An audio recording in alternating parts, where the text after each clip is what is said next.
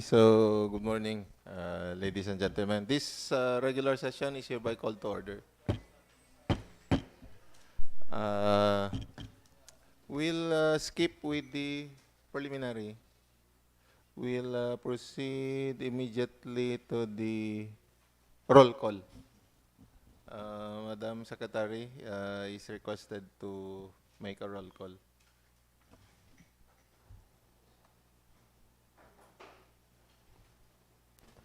Honorable Arnold Armada, Honorable Carlo Apiado, Honorable Moises Dolar, Honorable Alfonso de Masuay, Honorable Darlene Lama, Honorable Marvin Dalanon, Honorable Anafe Collado, Honorable Janice Joy Doliete, Present. Honorable G.R. Dizon, Present. Honorable Joffer Durana, Honorable Welchon Foscablo. So, Honorable Presiding Officer, so at this moment there are 6 members who are present and 5 members are absent. Those absent, Your Honor, are Honorable Moises Dular, Honorable Darlene Lama, Honorable Anafe Collado. Present. Your Honor, Honorable Darlene Lama is Attended the program. had already arrived, Your Honor. Honorable Joffer Durana is likewise absent, and Honorable John Poscablo. So, Honorable Anafe Collado is on sick leave, Your Honor. Honorable Joffer Durana was not able to inform the Secretariat as to the reason why he is absent. Honorable John Poscablo is on official business, Your Honor. Honorable Moises Dular, likewise, was not able to inform us as to the reason why he is absent, Your Honor. So there are 7 members who are present, Your Honor. Okay, so Honorable Moises Dular also attended the program at the gym. It could be he's coming. So anyway, quorum is declared.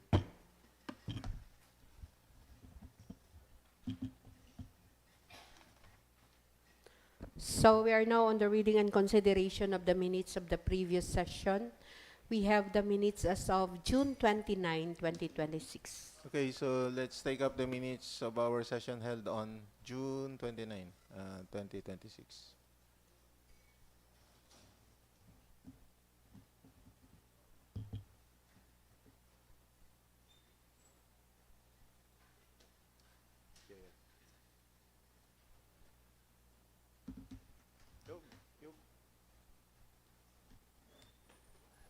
Principal, ara? Atong request niya for resolution, check mo siya, pwede niya pa-receive subong para ma-approve naman, no? Nag-okay na si Mayor to.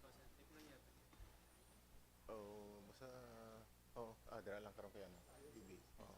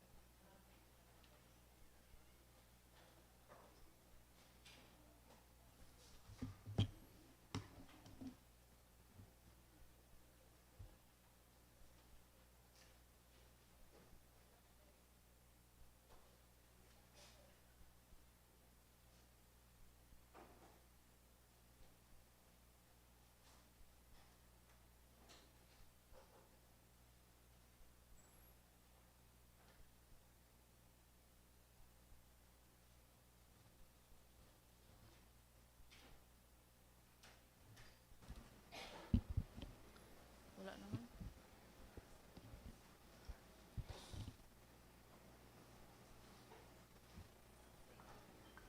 Mr. Chair, Honorable Janice Doliete. as for there are no questions or clarifications, I move for the adoption of our previous minutes dated June 26, 2026. Second. Okay, so the minutes of our regular session held on June 29, 2026 is hereby approved and adopted.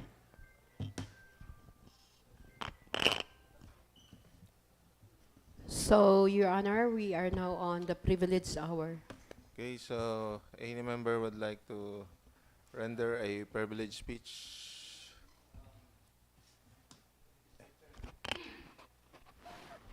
Hello. Yes, yes. Please proceed. Honorable Alfonso Dimasua is recognized. Yes, thank you, Mr. Chair, and good morning, my colleagues. Yes, please proceed. Mr. Presiding Officer, I rise for a question of privilege regarding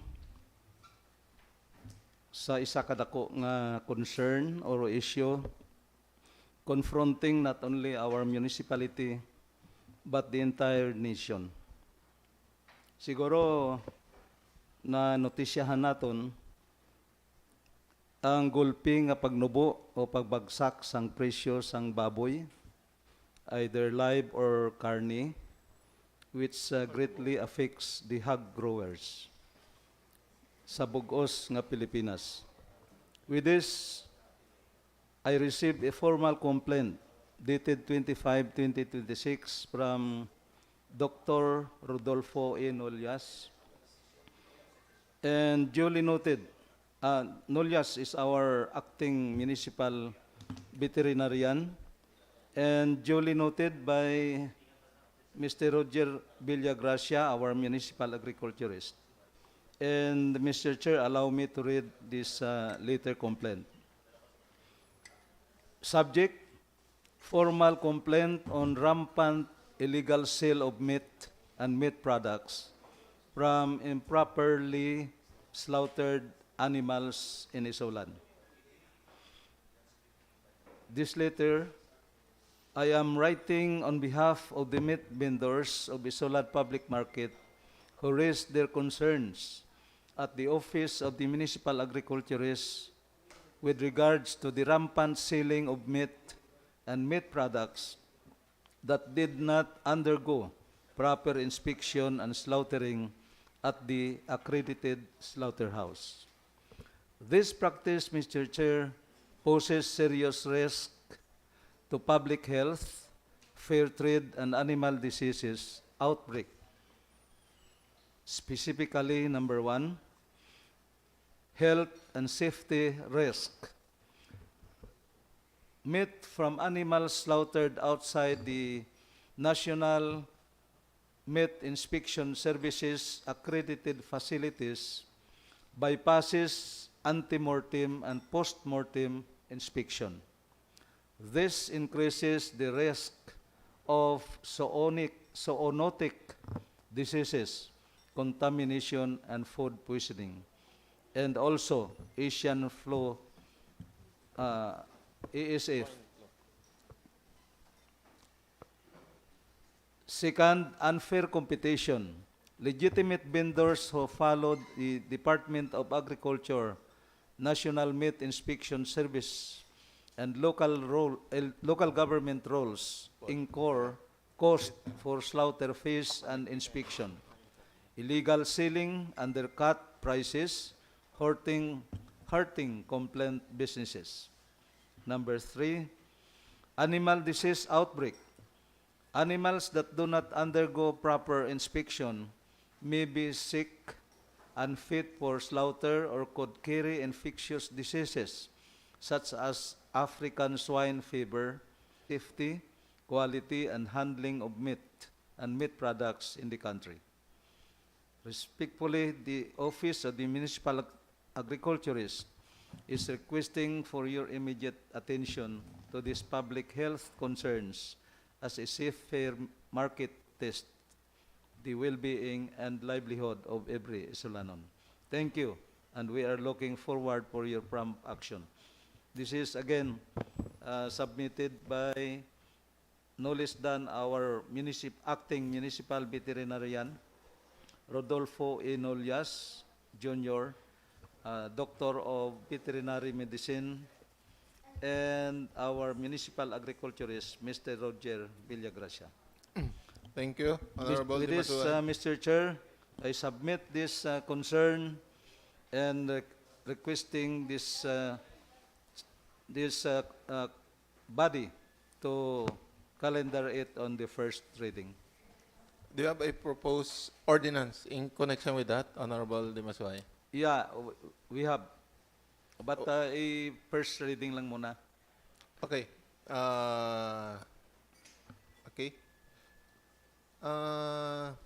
There was a team that inspected meat vendors last week. Mhm. Were you able to join the team? I was Wala? not able to attend. Pero But, I received possibly, daw mo ng results ang ilang itong result sang ilang kwan. pag-inspect. Oo. Mm. Okay, so if there's no objection, Madam Secretary, the matter with regards to slaughtering of anong term ta? Animals for meat products Yes. is calendared for first reading this session. Okay. Okay. Any more? Thank you, Mr. Chair. Yes, Honorable Moises Dolar. Thank you, Mr. Chair, and good morning to everyone. So, Mr. Chair, the committee chairman, the Committee on Health requested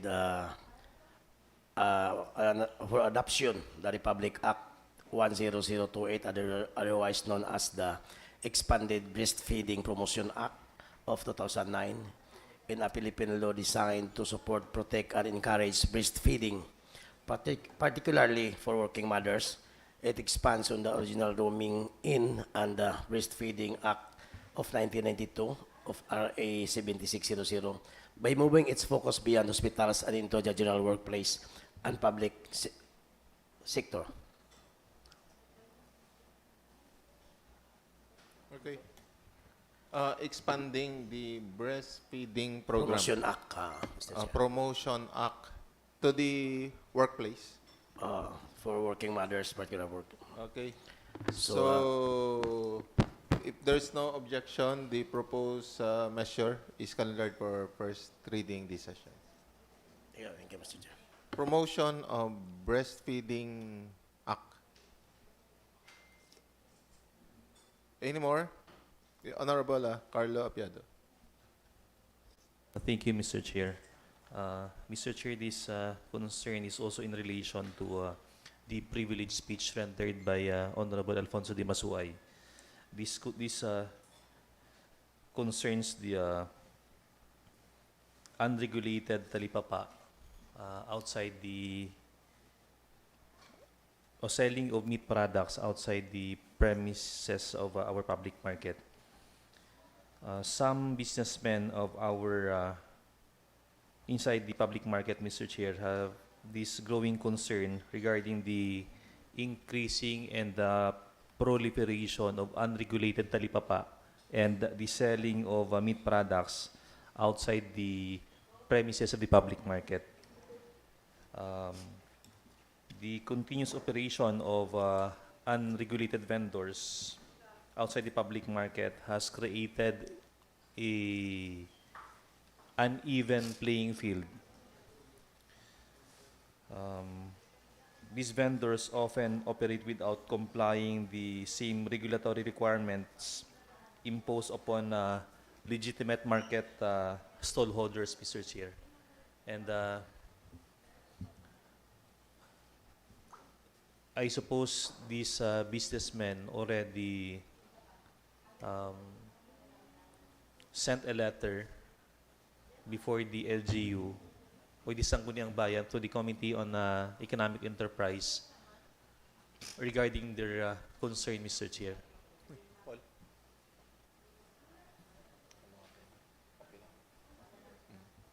And this affects the operation and sale of the legitimate business owners inside the public market, Mr. Chairman. So what's the proposed measure, Honorable Apiado? passing an ordinance regulating the sale of perishable goods and meat products outside the public market and recognize talipapa of the municipality. Mr. Chairman. Okay. Yes, Mr. Chair, that is our purpose because many businessmen selling this barato nga presyo around the premises bisan diin lang nga kalye may ara wala permit, so illegal. Second, they are selling hot meat or double dead meat. Kay nabalaan nato na nga kung biktima na sang ASF swine fever, African swine fever, pwede man na ihawon, pero ang delikados na, ginaslaughter nila na siya outside our slaughterhouse. And they are in violation of Republic Act 9296, ang ginagawa na Meat Inspection Code. Kaya dapat may pre-mortem o ang post-mortem bag ang aton nga karne nga dapat na ibaligya sang legitimate nga vendors. So tama na siya, we have to regulate these practices. Kaya damo sini maapektuhan. Una ang mga hog growers, kaya siyempre nagbagsak ang presyo. Ang mga legitimate vendors naton apektado. Kaya sila nagabayad taxes, permits, kompleto, pero siyempre taas ila presyo compared sa ila. So we have to regulate this, Mr. Chair. Okay. You mean, Honorable Dimasuay, the proposed ordinance suggested by Honorable Apiado is included in the proposed That is our ordinance that you stated earlier? Oo. Okay. And we have to review kasi kung i-refine lang nato ng title because we would like to review Republic Act 9296. 9296. Okay.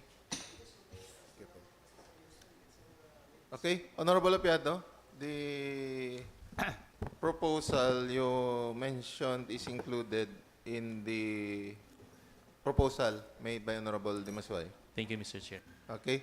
Any more? Honorable Marvin Dalano. Thank you, Mr. Chair. Good morning to everyone. Good morning. I would like to give a commendation to one of our SKSU graduate for graduating cum laude. I think we have an ordinance regarding this matter, Mr. Chair.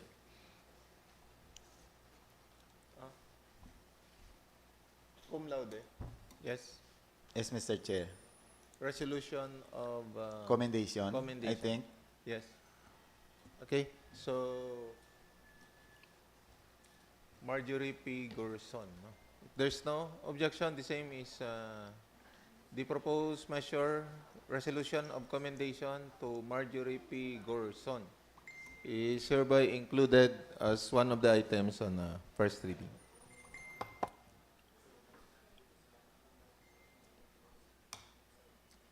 Any more? The chair would like to commend our engineering office headed by Engineer Dande and our MDRMMO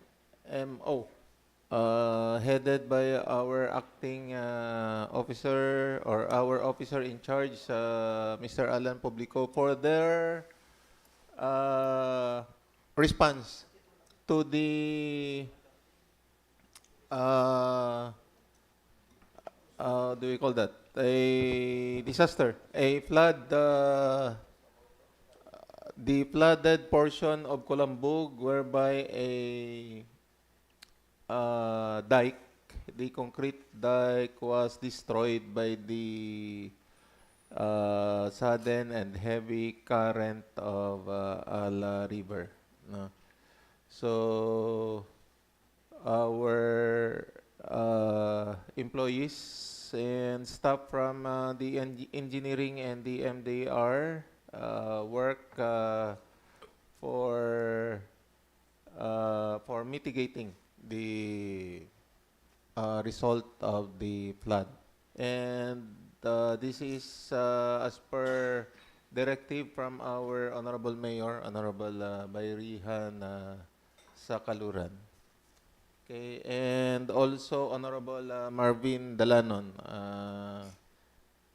The Yes, last Saturday I met the representative of the contractor, Gemma Construction, and accordingly they will place culverts on the area and will place steel sheet piles on the damaged portion. Okay. So, any update, Honorable Marvin, especially this morning or today and yesterday? Mr. Chair, last Saturday, we have also meet the engineering team from DPWH South Cotabato, 2nd Engineering District, who are the one constructed that what that call revetment, and they told us that they will have a meeting with the contractor, and the contractor yesterday sent equipment with culvert. Actually, they have already installed the culvert, and as of now, I think they are looking for some areas to get embankment material to make access road to the damaged revetment. There were recommendations then to get filling materials from the quarry site of the province. Was that materialized? Actually, I have not yet spoken to the contractor, the project engineer of the contractor, about the update, but they are requesting for that matter, Mr. Chair, for the quarry and maybe bulig man naton sa pagkayo sa tunga area. Okay. We'll request our staff for Engineer Dande Loyola to appear to give us update, and or any of his representative. Mr. Chair, Yes, Honorable Pons Dimasway. ano ba nga materials ang kinanglan nga peeling materials naton dito? Lupa with mix limestone ged. Kay kung lupa Mayara. kag may bato-bato nga ko, mayara kita nga quarry rented sa Bagong Bayan. Oo, pero hindi man na aton expenses guro at the expense of DPWH kay ila man na jurisdiction. Ila na jurisdiction eh. Yes, yes. Honorable Pons, we reserve further discussion pag abot ni Engineer Loyola. Sige, sige. Okay. Okay. If there's none, then rules are suspended. The chair acknowledge the presence of our partners, representatives of MCOR company. They are presenting a product that could be of use by our LGU or of our barangay LGUs. Okay? So, we recognize our manager or, yes, please proceed, sir. Thank you, sir.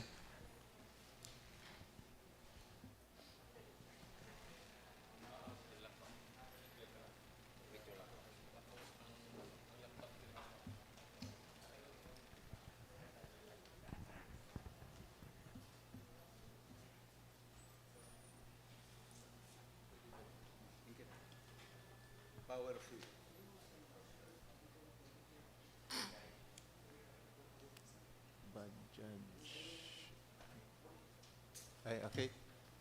So, Sir Joey Villasor, our manager, and also would like to welcome Sherwin Norbe, our institutional area manager, and Mr. Ray Jenrick Mandalones, our external affairs on Tri Motors. Okay, who will? Okay, I will be the one, sir. Yes, manager, First. please proceed. Okay, good morning everyone. Good morning. First of all, I would like to thank God nga may ari ta diri nagising pata niya. And second, I would like to express my sincere gratitude to all guests and honored officials, to Vice Mayor. Thank you, Vice, for giving this opportunity. Na I know you're a busy person kamo, but I very thank God na gintagaan nyo kami sang allotted time to present our products. I'm Joey Mare Montero Villasor of MCOR ISULAN. Forget that second name na Mare because it was clerical error during that time na nag-NSO pa to. And I have no choice na mahal 3,000 before magpailis ng Supposedly it was Joey March. So, ganda ng name ko, no? But now, namare. Anyway, we are here to present our products and also our services so that how we can partner with to your good office, our reliable products, and especially the tri-wheeler, the Bajaj tri-wheelers. And our this company is distributor sila sa Bajaj Tri-Wheeler, the Tri-Motor TTC, Tri-Motor Technology Corporation. And also this is our sister company also because MCOR is from JBR Foundation, is a group of companies from JBR Foundation. So allow me to present our company profile first and then our products. Nana. Yung video. Okay, video na lang yung para tuloy-tuloy yung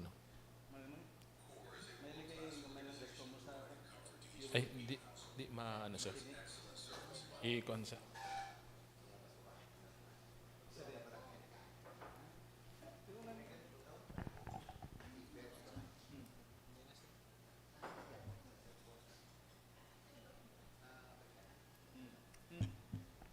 The video is around 3 minutes, I think.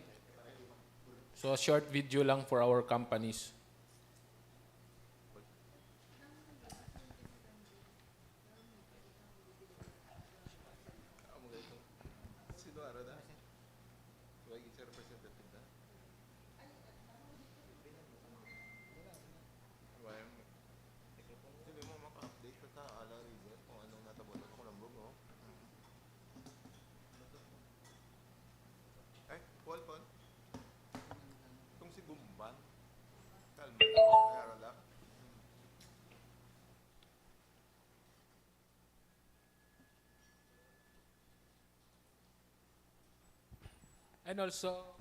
And also please enjoy our small merienda. Thank you, manager.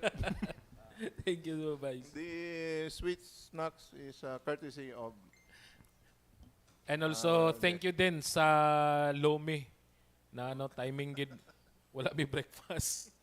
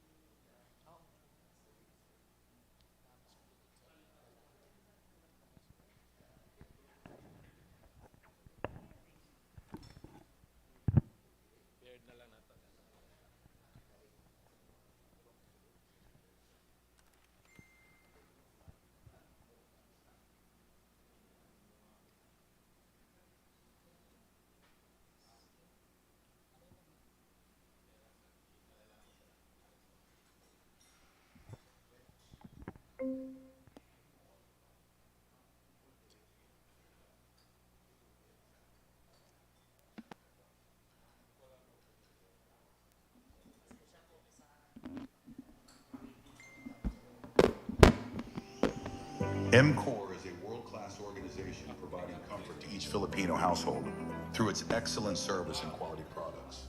From one generation to the next, MCOR has remained committed to uplifting Filipino lives through progress, innovation, and care. Under the visionary leadership of the Del Rosario family, MCOR continues to thrive and grow, guided by a steadfast dedication to its people. In 1958, MCOR was first established under the name of Engineering and Machinery Corporation as a franchise dealer of International Harvester in Mindanao. In 1976, it shifted its operation to retail and financing, bringing Kawasaki motorcycles and national Panasonic household appliances to Filipino homes. By 1990, it became a one-stop destination for Filipino families. In 1992, the Parts and Service Department was organized to support the needs of an expanding retail operation. In the same year, the company established Advanced Technology Systems, or ATS, as the company's entry to the growing market of information and technology like computers and other innovative products of the future, which is now called the Computers and IT Products, or CITP. In 2004, the Commercial Trade Financial Services Incorporated, or CTFSI, was established as its financing arm. Over the years, MCOR has been guided by a series of visionary leaders, each shaping its journey from the very beginning. Their leadership, anchored on integrity and innovation, paved the way for continued growth and resilience. In 2022, Mr. Nelson M. Aparejo took on the role of President and COO, leading the company into a new era of growth. By 2025, it has expanded its stores, employing over 2,000 people and providing appliances, furniture, computers, smartphones, motorcycles, and e-bikes. It proudly partners with trusted organizations and brands, including the JVR Foundation, JDEL, CTFSI, K-Cervico, KS Prime, Tri-Motors, Wodel, Delsa, IWS, Kawasaki, and Panasonic. Over the years, it has received prestigious honors, ranked among the top 1,000 corporations, recognized as a top 3 household appliance retailer, and became a consistent large taxpayer, and has been ISO certified since 2018. MCOR proudly received multiple awards for excellence in consumer welfare and fair business practices. Today, MCOR's operations have grown to include 170 stores, comprising 133 whole goods stores and 37 service centers across Visayas, Mindanao, and Palawan, bringing quality products closer to Filipino families. To serve diverse customer needs, MCOR stores are designed in various sizes. Its service centers also provide expert maintenance and customer support. MCOR has become a very strong player in the retail industry of motorcycles, home appliances, furniture, computers, smartphones, three-wheelers, e-bikes, and financing partners. With every purchase, MCOR gives back to the community. Through the JVR Foundation, we extend disaster relief, build bridges, feed malnourished children, and grant scholarships to deserving students. MCOR also support watershed and greening projects, donate school buildings, promote sports and health programs, and provide livelihood opportunities for communities. Through true service excellence, MCOR brings comfort to you and your home. Okay, thank you, Honorables. That is our company profile. So, ginawa lang namin through video. Kay sometimes yung mga speaker makalimot eh.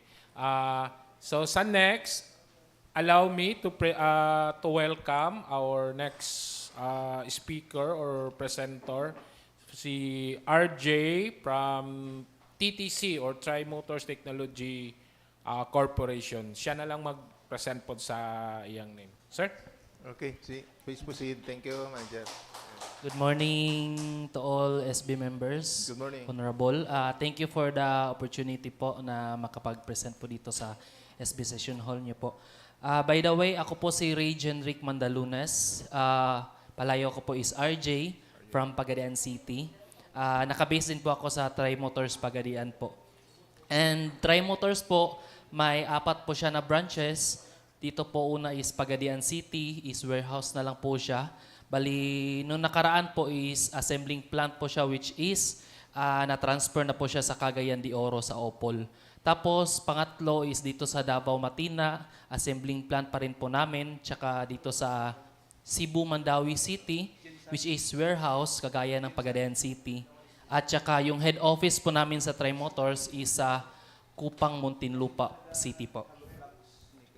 So kami po ay Tri-Motors Technology Corporation, the exclusive distributor of Bajaj three-wheelers here in the Philippines. So yung partner dealer po namin is sina MCOR, sister company po namin. Meron ding iba't ibang mga dealers po. So next, we are composing of the JDL group of companies. 13 companies po ang under ni JDL. So ito po yung members ng iba't ibang mga company po. JDL, MCOR, K-Servico. MCOR dun sa Luzon, yung K-Servico po. CTFSI, financing ni MCOR. KS Prime, Delsa, yung mga aircon. Woodell, furniture. Meron din tayong JBR Foundation. Meron din tayong Panasonic, Kawasaki, at the last is Tri-Motors. Kami po yung pinaka-youngest po na company ni Tri-Motors. So ito po yung founder po namin, si Jesus V. Del Rosario. Tsaka ito po yung chairman namin, si Jaime C. Del Rosario. So Tri-Motors po is recent addition to the JDL Group. Year 2017 po, and exclusive na po tayo sa Bajaj Auto Limited sa India. And around 2,500 units average sales per month, which is hindi po siya updated. And 2,500 importing dito sa Pilipinas, and 4 billion businesses po. So ito po yung unit namin. So pronunciation po ng Badja is Bajaj po. Opo. Yep, yeah.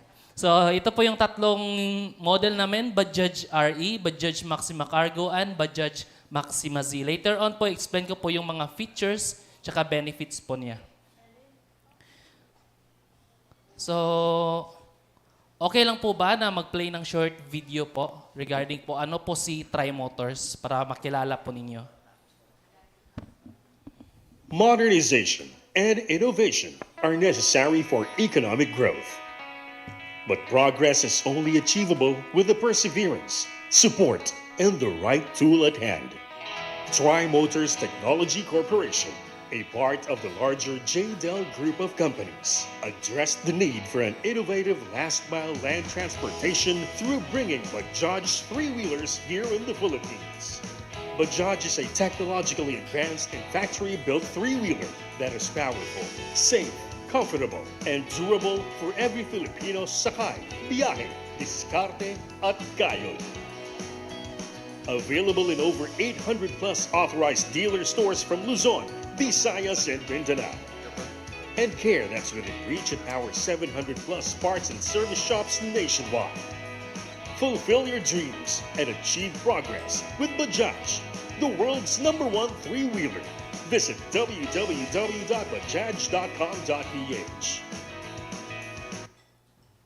So yan po yung profile namin ng company. And next short video po is about po sa product po namin. Short video din po siya. Bajaj, ang world's #1 three-wheeler. Subok na sa una tuling milya ng transportasyon worldwide at dito'y umaarangkada na. Una na ang pinakamaasahang Bajaj three-wheeler sa sakay, biyahe, diskarte at kayod. Lahat ng yan kaya ng Bajaj Maxima Z, ang multipurpose partner sa negosyo. At kung ibang gamit pa ang hanap mo, laging may tamang produkto ang Bajaj three-wheelers para sa iyo.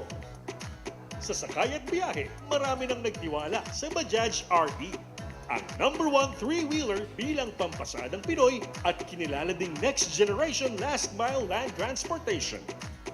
Sa diskarte at kayod, kinakarga ka sa pag-asenso ng Bajaj Maxima Cargo. Dahil sa pangangailangan ng mga Pilipino, Nagbunga ang mga mabisa at makabagong solusyon na ipinakilala ng Bajaj Maxima Cargo kagaya ng mga sumusunod. Public Service Solutions. Kasangga ng mga lingkod bayan sa serbisyo. Logistics Solutions. Kapartner ng mga fleet managers saan mang sulok na deliveries. Business Solutions naman para sa mga madiskarteng entrepreneurs at magsasaka.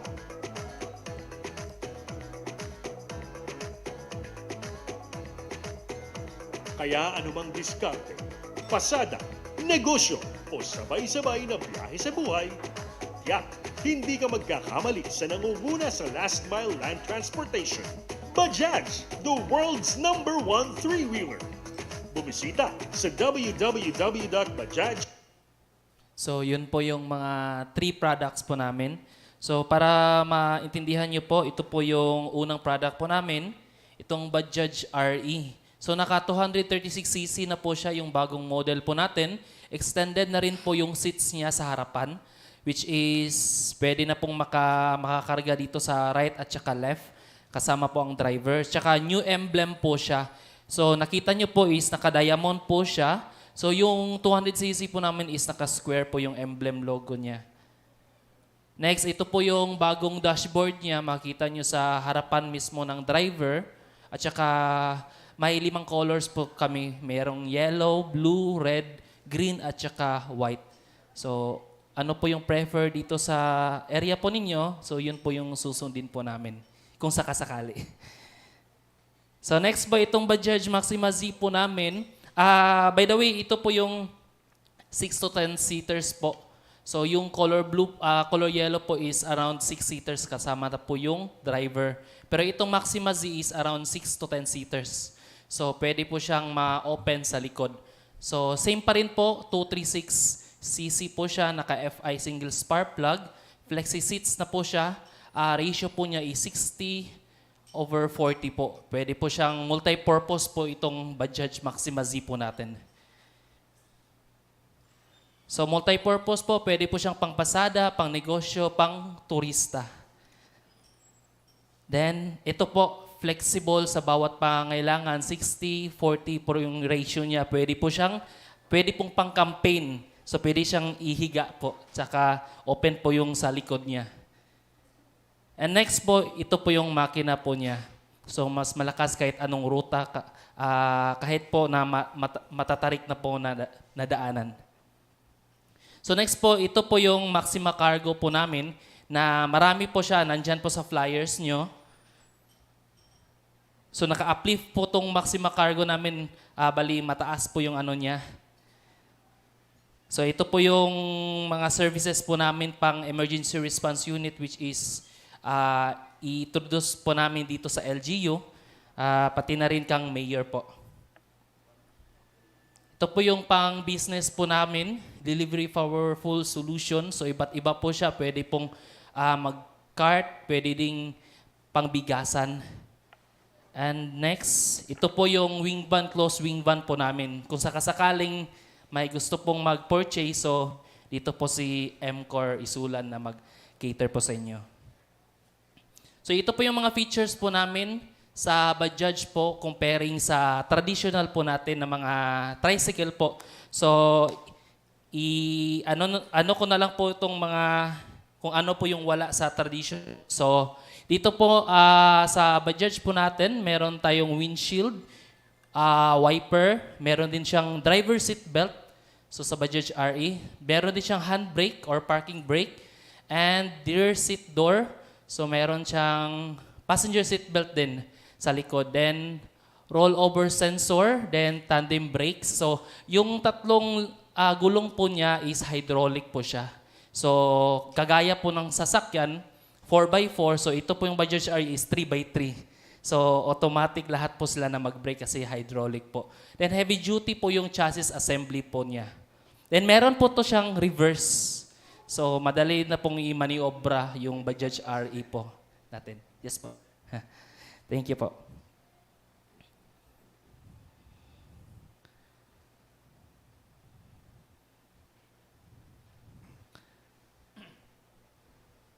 So, may ipe-play lang din po ako na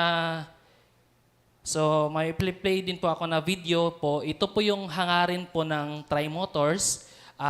I-introduce po yung ano po natin, a modernized transportation vehicle na aprobado na po sa ating government.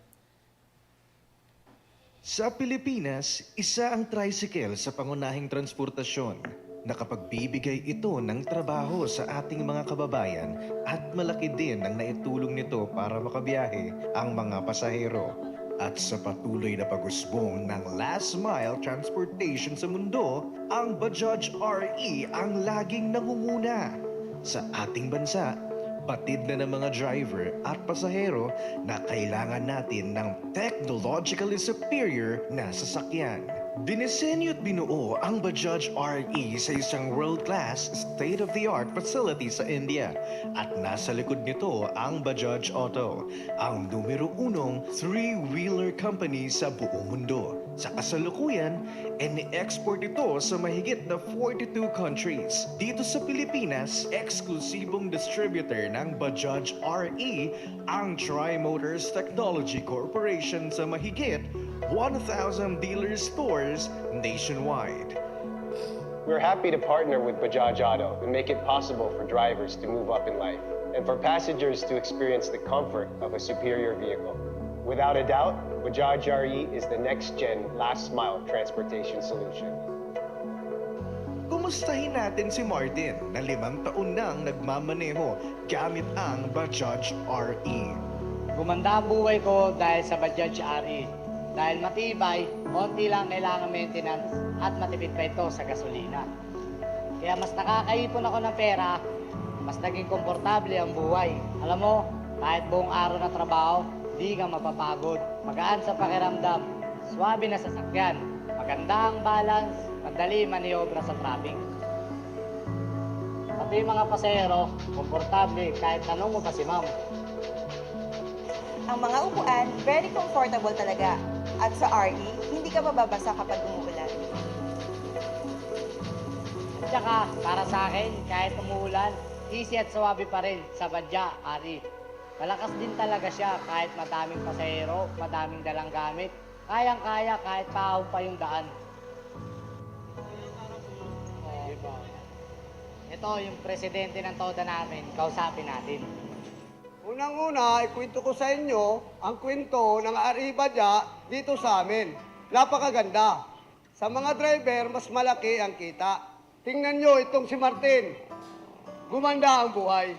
Pati ang mga pasahero, mas gustong sumakay dito sa amin sa RE Bajaj.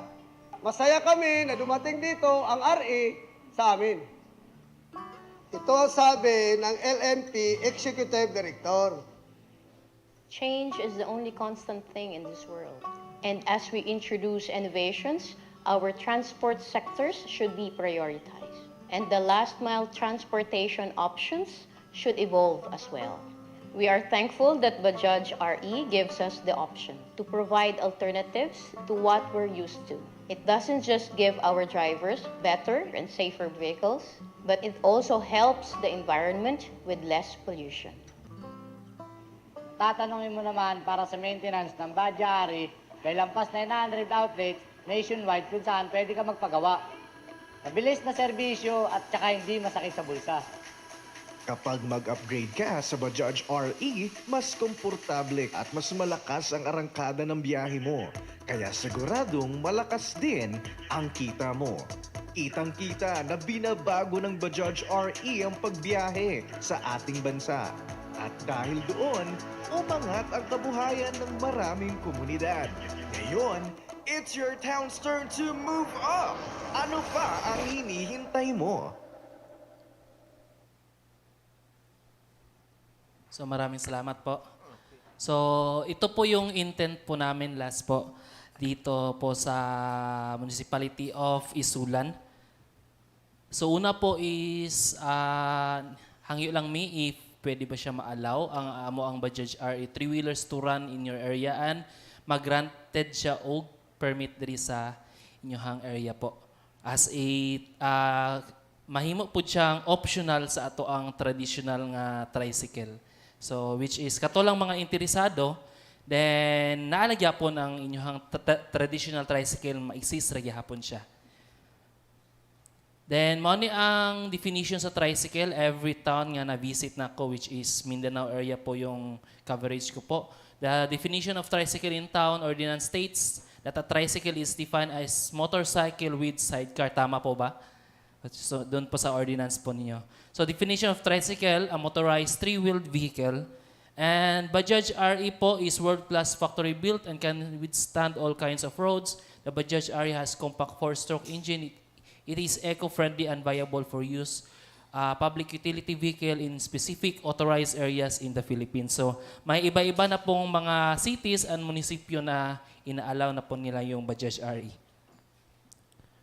So ito po yung mga benefits po natin sa ating unit is naka-fuel injection na po siya. So mas cleaner na po yung emission niya. Tsaka meron po siyang ECU, computer box or engine control unit. Tapos ito po is may certification na po tayo na nakuha gikan po sa United Kingdom. So ito po yun siya. So recognized na po siya sa all around the world. The next po, ito po is nag-test po yung ano natin doon po sa Manila. So na-test po siya as Euro 4 po yung unit po natin. So ito po yung standard 1.4 gram. So sa carbon monoxide. So na-test po si Bajaj, first test is around 0.990 which is pasok po siya. Then next, ito po yung certification po natin after emission po dito sa DNR. So ito na po yung mga advantages po ng ating mga unit comparing sa traditional po. Hindi ko na po iisa-isa. So next, meron din po tayong around 1,000 po na parts and service all around the Philippines. So makikater po ng madali yung mga unit po natin. So na-recognize din po tayo sa LTO. From central office po is, dito po makita po natin na so yung unit po natin is, classification po niya is dito na po siya sa L5. So car light motorcycle vehicle na po siya, which is pag mag-renew yung mga drivers po natin is katumbas na po ng parang 4 wheels yung ano niya, binabayaran niya po. Tapos yung sa ORCR po niya is non-conventional motorcycle po yung naka-indicate.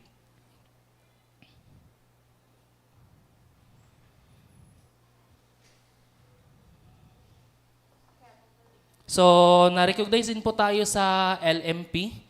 Nagjo-join din po tayo doon if alam po ni Vice. So, Vice, bali may ano din po tayo presence doon. So, nag-exhibit din po tayo. Ito po yung ano natin. So, yun lang po. Maraming salamat po sa time, SB members, honorables. And if ever po na si Trimotors po, Bajaj, is may mga iba't ibang ano din po tayo, tinutulungan ng mga drivers po nationwide. Yes po. May question po kayo? Mr. Chair. Yes, Honorable Pans. Nasabi niyo kanina, Opo. three-wheel drive o kung baga sa kwan, four-wheel drive. Three-wheel drive talaga? Three-wheeled po. Lahat Three-wheeled na po siya. tire na kumakamas? Yes po, sir. May ano po siya, may isa-isang brake po. Brake lang? Opo, as a pero- brake po. Yung ano niya, yung engine niya po is sa likod. So, two-wheel drive lang? Two-wheel lang? Two-wheel drive? Two-wheel drive, opo. Hindi three-wheel drive? Opo, opo. And yung brake, tatlo? Opo. Yan po. Pero in terms of kilos or tonnage, pila ang maximum capacity ng kwan, yung Bajaj? Around po is around 400 po. 400 kilos? Opo, 400 ang kilos. makarga? Opo. Yung puti po is Bajaj Cargo around 500 po. 500 Opo. kilos? Yes. Almost 1/2 ton? Yung 1/2 ton po. Kung tao, pila ka tao ang capacity? Yan po sa blue, around 6 po. Mhm. Yung na-approve ng LTO sa lahat po. Pero ito sa color blue, Maxima Z po natin, pwede po siyang hanggang 10 6 to 10 po. Yan. Next question is, available ba ang parts? Yes po, available po. Masiasa na mga dealers po. Basta naalang sila parts and service po, sir. Especially dito po sa MCOR. So, dun ka sa gara, yun mag-ano. And finally, magkano ang unit?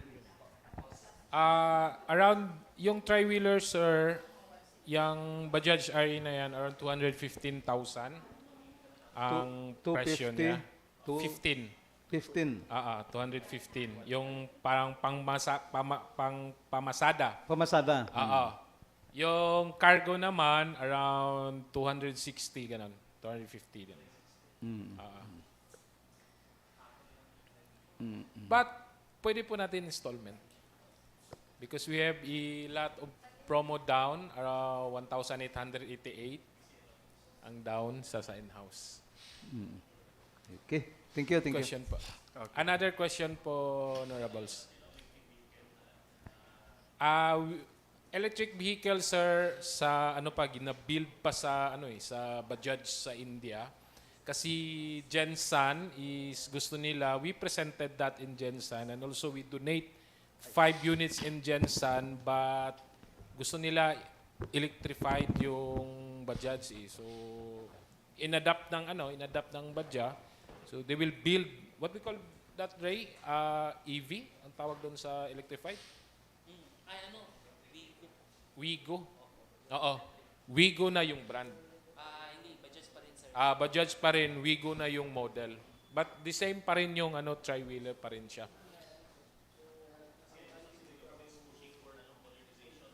Yes po. Pushing for the modernization. As you can see sa Lake Cebu, kung nakapunta ako sa Lake Cebu, halos lahat, di ba, may naka-Bajaj, RE, yung competitor doon, hindi ko memorize. TBS, oo. Sa Rusi na So, ang ginawa nila doon, in terms of permits, attached lang daw muna sa van, sa mga van permits. Oo. So, wala pang na-amend na resolution na pwede na siya sa tricycle. But kung meron daw na may van, pwede gawa ng permit. Basta may pamasada na van.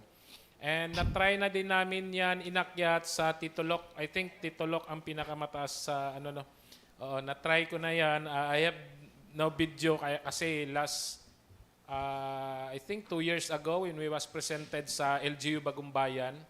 And wala pa kasi lang MTOP doon. So sabi nila i-additional daw nila. So we will visit this afternoon kay Mayor. Nagpa-courtesy call naman kami. So, hoping na And also, we're not trying here na palitan yung dito, yung pang-transpo.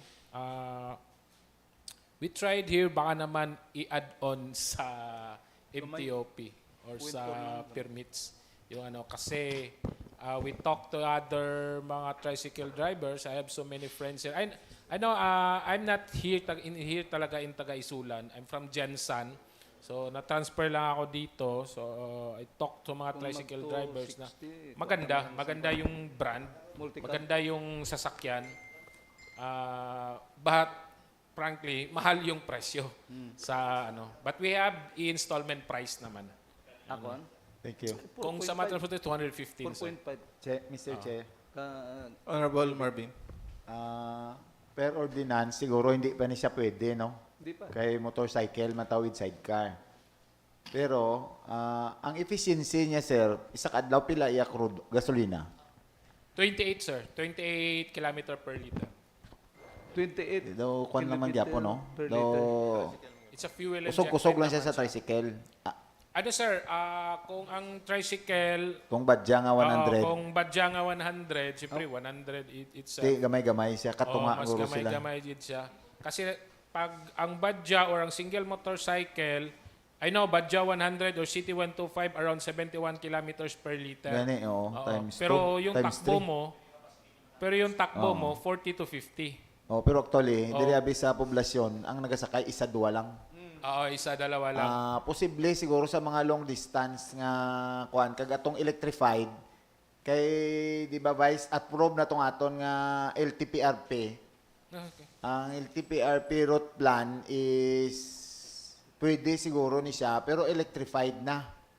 And siguro maghatagid ka mo financing scheme sa mga cooperative kay we will be having this LTPRP route plan siguro ma-roll out this year or next year. Ambot kung pwede ng tri-motor kay ang ginapangita na sa route sang hindi na tricycle abi daw Electric na. Van ang minimum nga 4 wheels kay tilayo na ang biyahe. Pero electric ang sang LTFRB kung may ara. Okay. No? Pero actually may ara kami sang sang roll out either next year kay approve naman or this year or next year. No? Okay. Pero studihan ko as chairman of the Energy and Transport Committee, studihan ko kung paano ipasulod sa tao nga hindi man ang mga driver maapektuhan dayon. Pero pinaka-the best yan mo to, may financing scheme ta sa mga drivers para amat-amat kag hindi sa poblasyon anay. Kay lugi kaya po ni sa poblasyon. Logi gid sa poblasyon. Ayawan na mag-compete sa mga tricycle kay isa lang karga, isa duwa. Pero sa mga long distance, pwede ni siya. Thank you for that, sir. Ikaw gali ang nice meeting you, sir, sa hindi pa kasi namin alam kung sino yung mga head sa transpo sa maybe siguro kung may next session ka mo, sir, we would rather thankful if you can invite us sa regarding the transportation.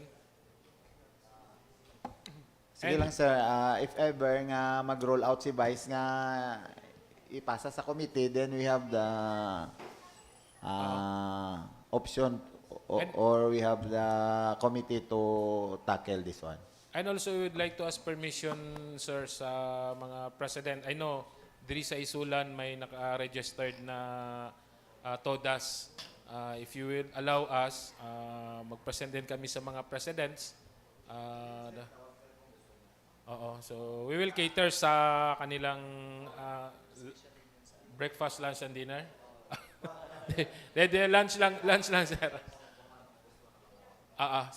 We will contact you na lang, sir. Okay. Question, honorables? And hoping, kung may mga biddings, so we will talk na sa transpo.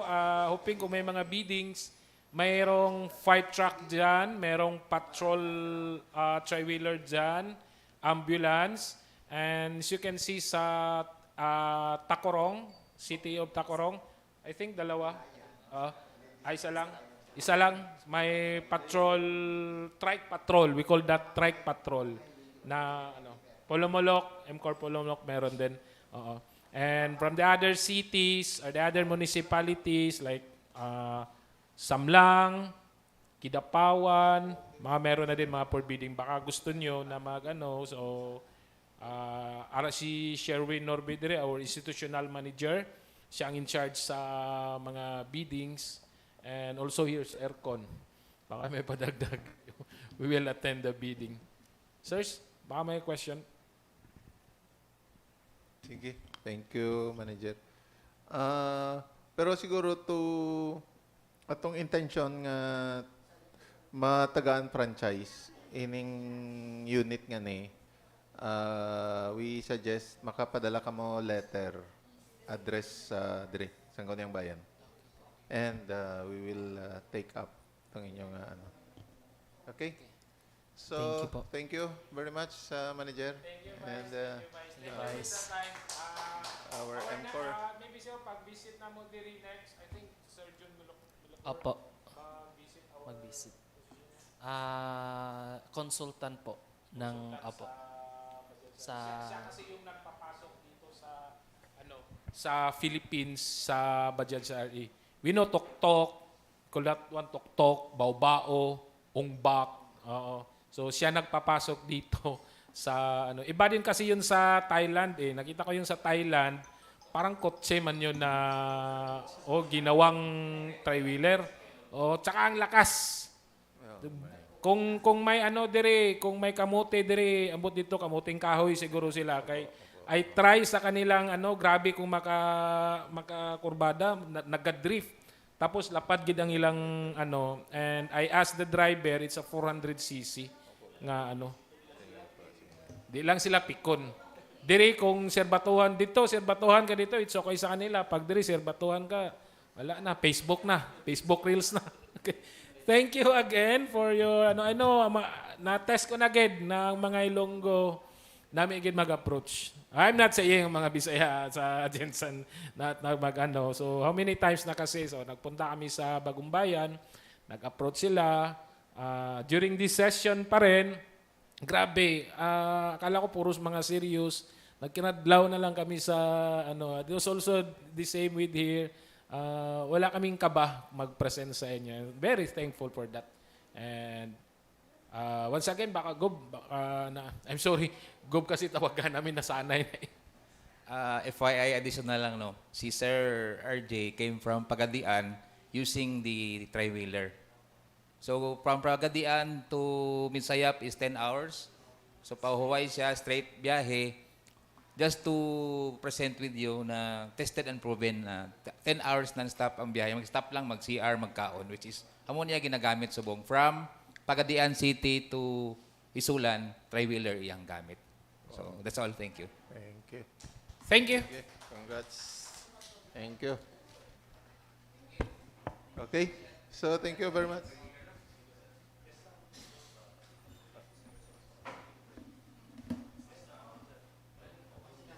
Ano ilang kailangan?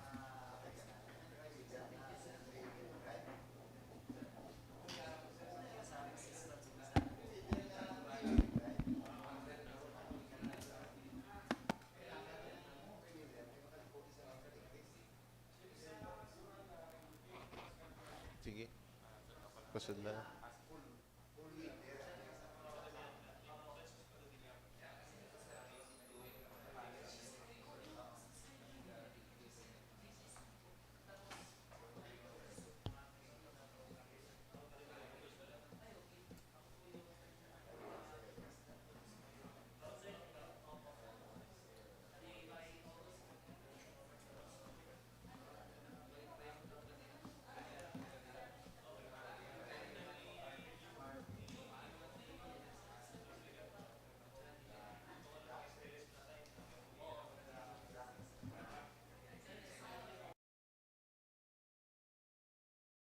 Thank you.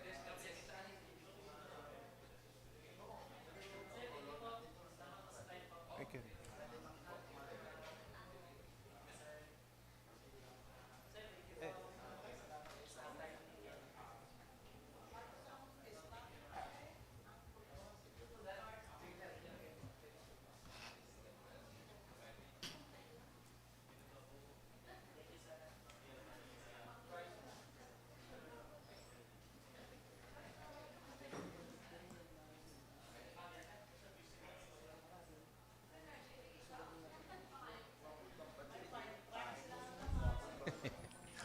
May fire truck to lang ko. Sige, manager. Thank you.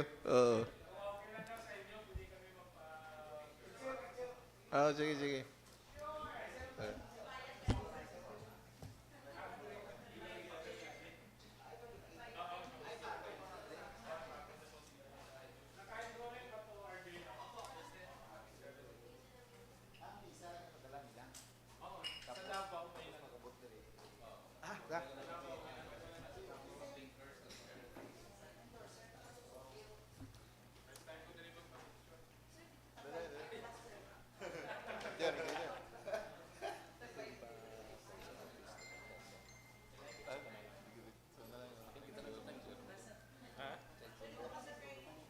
Ay, sa cellphone na lang day. Pwede sa cellphone po na mo, sir. Para sa among documentation ba? Oo. Magmahal pa kaya kung ara si Carlo.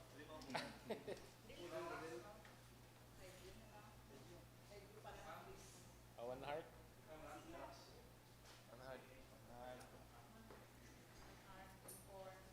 Number 1 and 4.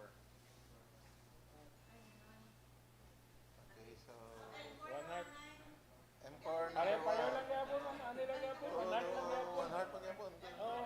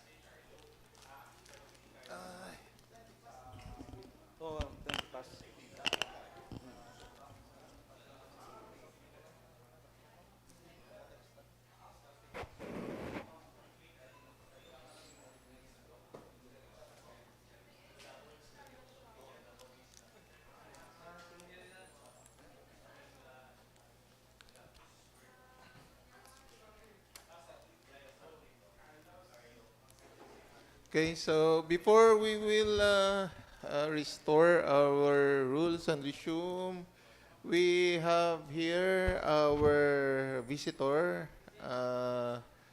giving us a courtesy call, the principal of Bual and the administrative officer, si Ma'am Emma. Sige, ma'am, please proceed.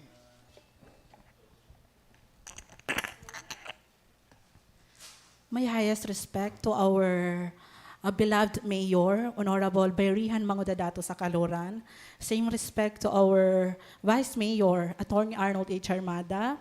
To SB members in attendance, Honorable Janice Duliete, Honorable J.R. Dizon, Honorable Darlene Hisulama, Honorable Alfonso de Masuay, Honorable Moises Dolar, Honorable Carlo Apiado, to the Secretary of the SB, Ma'am Raquel Sumlingo, and to everyone here, good morning po. Assalamualaikum warahmatullahi ta'ala wabarakatuh po.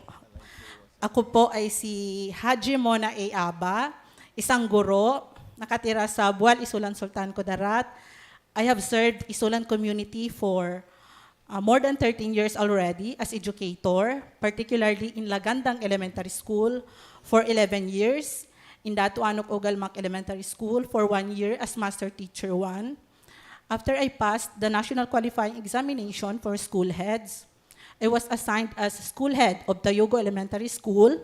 Currently, I am serving as the School Head of Datuanok Ogalmak Elementary School, Bual, ISULAN, Sultan Kudarat. Nandito po ako. Ako po ay mapagkumbabang humihingi ng inyong suporta through a mayor's resolution. One of the requirements for my promotion to School Principal 1. Sana po mapagbigyan po ang aking hiling. Maraming salamat po. May Allah bless us all.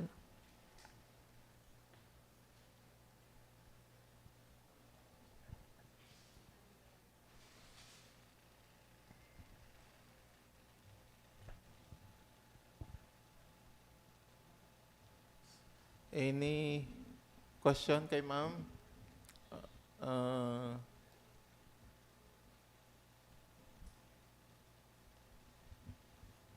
So, Ma'am Aba, you have your item as principal 1 or 2? Principal 1 po. And you are designated or assigned at Bual Elementary School? Yes po. Sa Bual, you are, wala man term, no? Kung pila ka years ka mag-serve as principal, basta you are designated as principal of Bual. Opo, sir. Okay.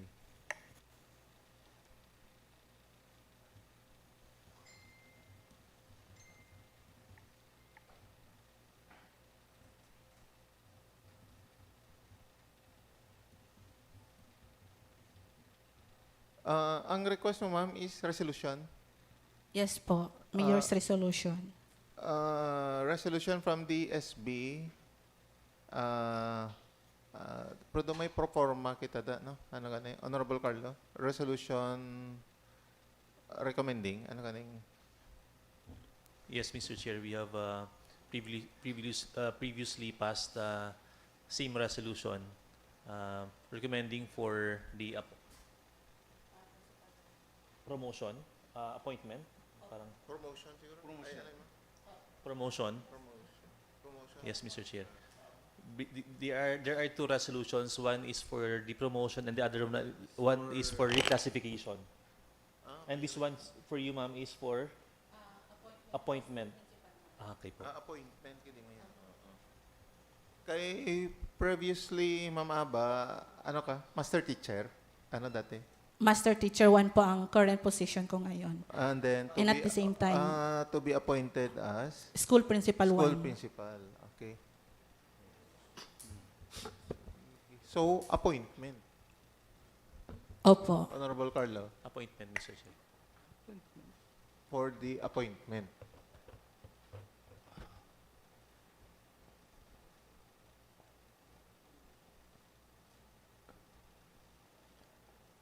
RA Principal 3. This one's for For reclassification. reclassification.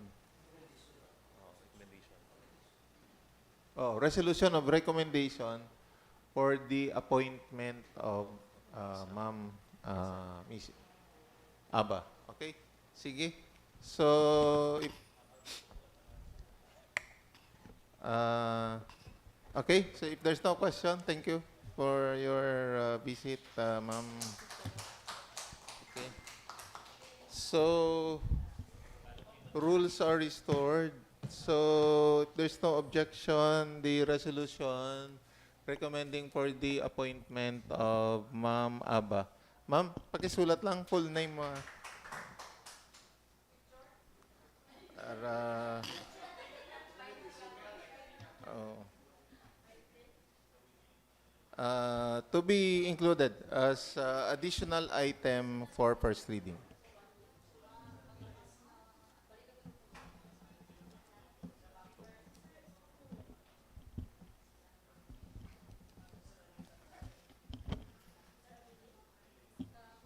Bata ko rin ini ko na. Kagawad abak sang buwal.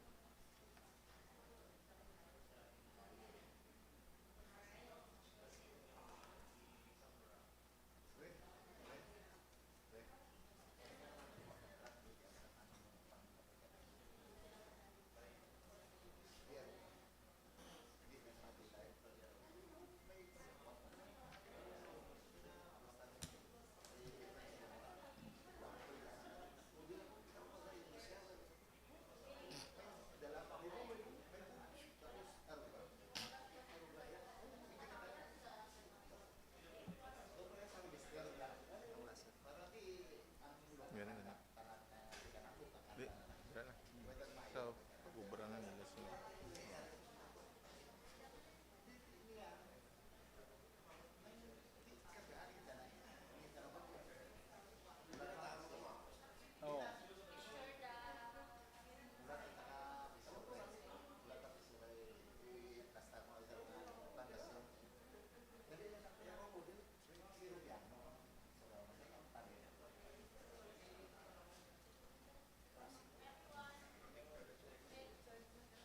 Okay, okay. Sige. Oh.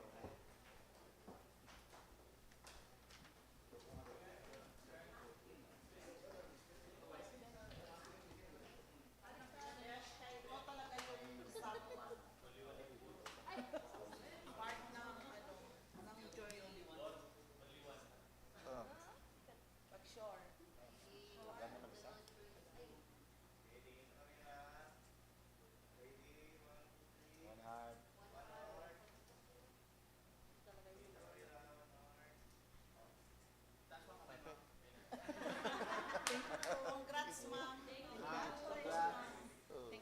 Sige yun. Congrats, man. Congrats, man. Lagi na lang. Additional. Okay na siya na to. Additional sa Oh, eh.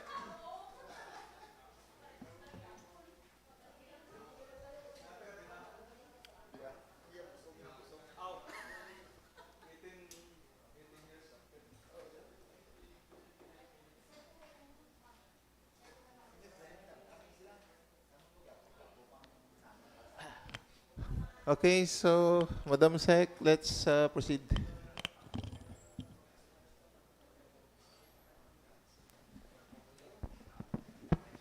So, Your Honor, we are now on the first reading.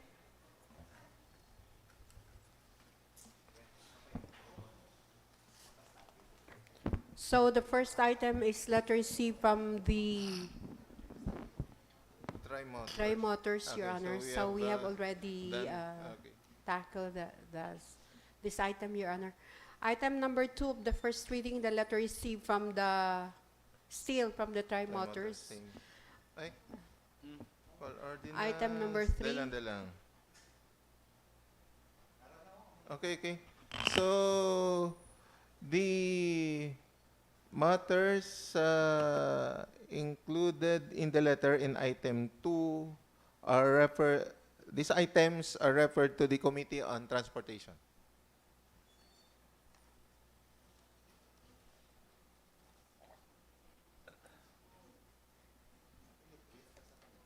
So item number 3, memorandum from the local chief executive to all members of the Sangguniang Bayan, all members of the Committee on Anti-Red Tape or CART, and all department and section heads with the subject mandatory attendance to the ease of doing business orientation on July 22 to 23, 2026. July 22 and 22, 23. Mandatory Yes, Your Honor.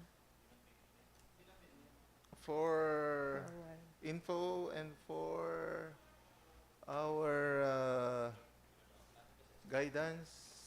The venue is at and whether there is a registration needed.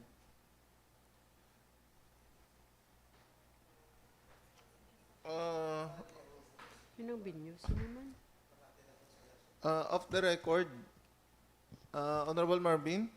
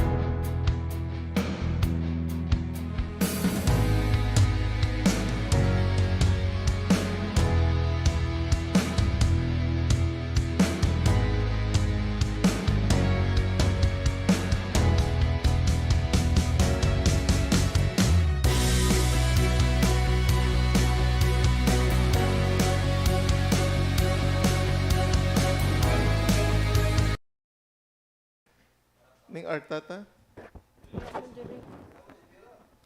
Wala lagi diri na ko. basi online lang niya, ano ni? Ay, okay. Mandatory man. SB Hall, Your Honor. Tingala ko, mandatory siya. Okay? So, please be guided of this schedule. So item number 4, letter from the Office of the Municipal Mayor addressed to the Municipal Vice Mayor requesting for the urgent passing of resolution for the concurrence of the appointment of Mr. Juti Tinya Laprades as Municipal Government Department Head 1, Municipal Civil Registrar. Okay, schedule this for second reading and call the presence of Mr. Joti T. Laprades. Item number 5, resolution number 454, 473, 474, and 475, the 17th SP series of 2026 of the province of Sultan Kudarat. So first, we have this resolution number 454.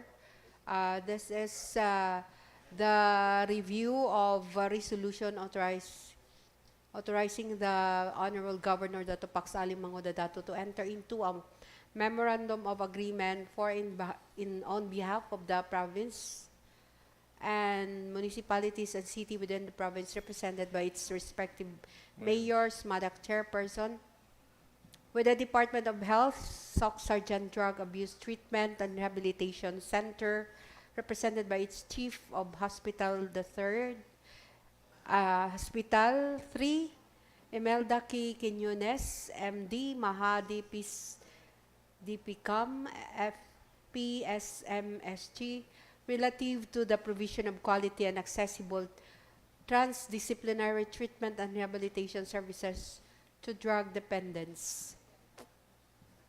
Okay, so this is the MOA of the province. Yes, Your Honor. With the yes, Your Honor. Sarangani, ano to? I have said a while ago that this is a review, but it is not, Your Honor, but this is for the authority for the MOA, Your Honor. Authority to the mayor to enter into MOA, Your Honor. Okay. So, schedule or calendar this for second reading this session. Number 473. 473. Okay. Number 473, Your Honor, is the review of Municipal Ordinance Number 2026-363 of the Sangguniang Bayan of ISULAN entitled An Ordinance Prohibiting Partial Nudity of Men in Public Places in the Municipality of ISULAN, providing penalties for violation thereof and for other purposes.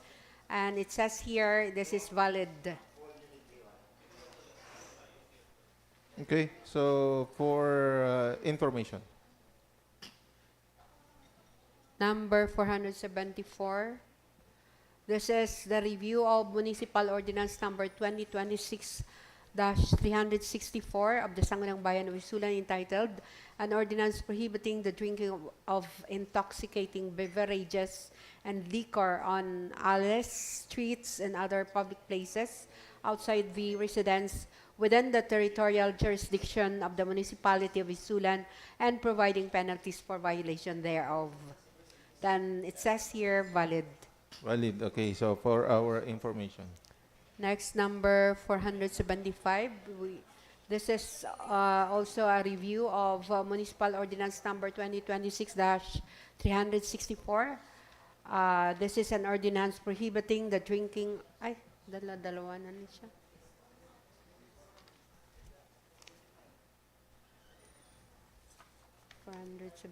$475.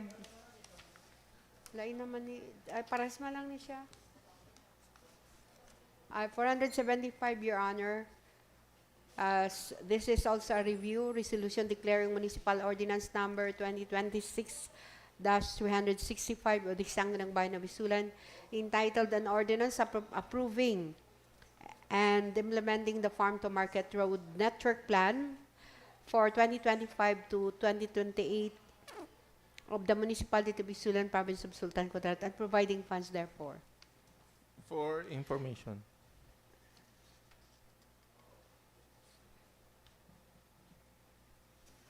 So those are the Sangguniang Panalawigan resolutions, Your Honor. We'll proceed now to item number 6, resolution number 12-2026 of Barangay New Pangasinan.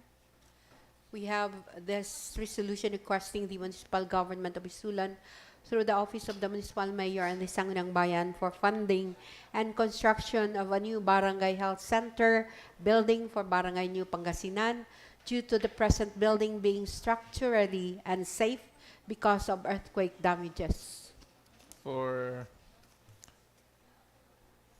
so endorse to the local chief executive.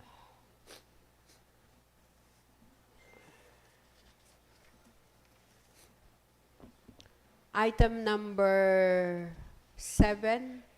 This is resolution number 12-2026 of Barangay New Pangasinan.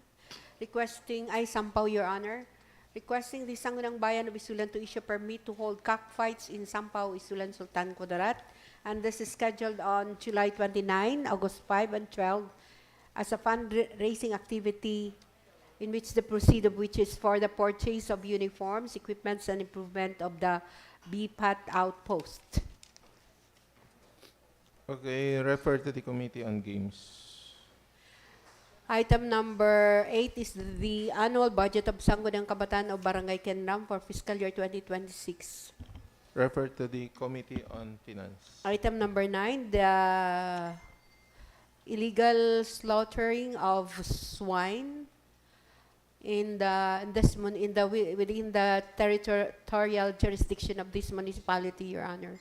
Refer to the Committee on Agriculture. Then item number 10, the proposed promotion of the expanded breastfeeding act. Refer to the Committee on Health. Honorable Apiado, Mr. joint referral. Mr. Chair, the concern of Honorable Dimasuay as the chairperson of the Committee on Agriculture pertains to the slaughtering of swine. A while ago, this representation concerns about the selling of meat products, though the ano sila ng Selling and slaughtering. Okay. selling and slaughtering, selling and Regulation. slaughtering. So, what do you suggest, Honorable Apiado? So, isaho na lang yun siya. Sound lang. So, The Uh, slaughtering and selling. Slaughtering and selling and joint referral na Committee on Finance and Committee on Agriculture And economic enterprise, Mr. Chair. and Economic Enterprise. Okay. so, Your Honor, we have the regulation of the sale of meat outside the public market. So, this is in relation to item number 9, Your Honor. Then we have the proposed resolution of commendation to Miss Marjorie P. Gorzon, to be commended being graduated as being graduated cum laude at the Sultan Kudarat State University with a degree of Bachelor of Arts in Economics. Okay, so calendar that I measure for second reading this session. Then another, Your Honor, is the recommendation to the appointment of Miss Abbas as Principal 1 of Aba. Aba Abala. So, of Principal 1 of Dato Anok Galmak. Dato Antong, Dato Anok Galmak Elementary. Dato Anong Galmak Elementary School. Okay, for second reading this session. So, Your Honor, we have no more items on first reading. We'll proceed now to the committee report. First report is the Committee on Finance, Budget, Appropriations, and Ways and Means. Before we will proceed with the committee reports, rules are suspended. We have the presence of Mr. Juti Labrades, in connection with the request from the Office of the Mayor for the concurrence of the appointment of Mr. Juti Labrades. Okay, any question, any comment, any statement? Before that, Sir Juti, can you give a statement to the Sangguniang Bayan?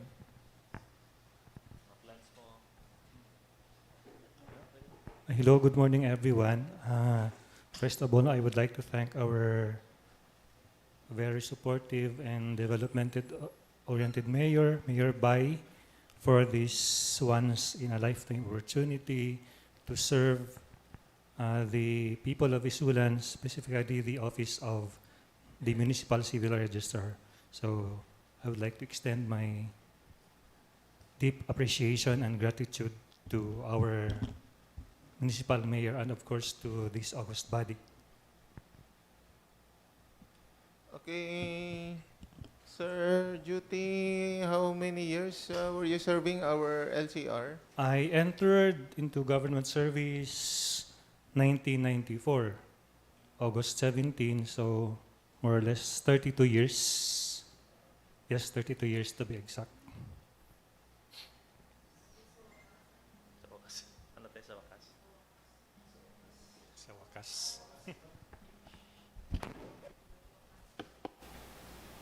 Okay, so that number of years in service were all rendered with the office of the LCR.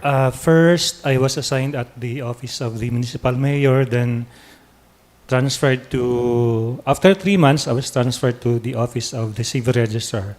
From then on until now.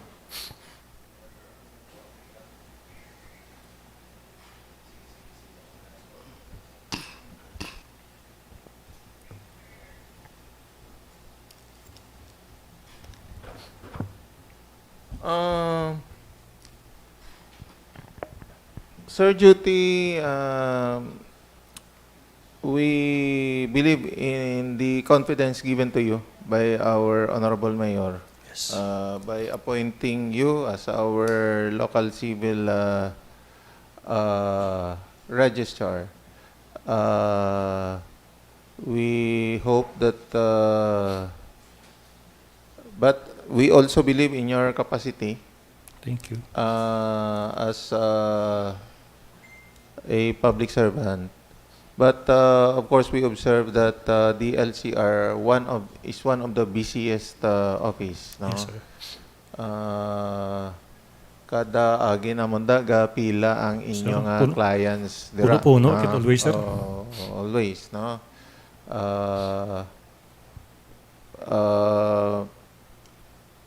We will request you to do the most that you could do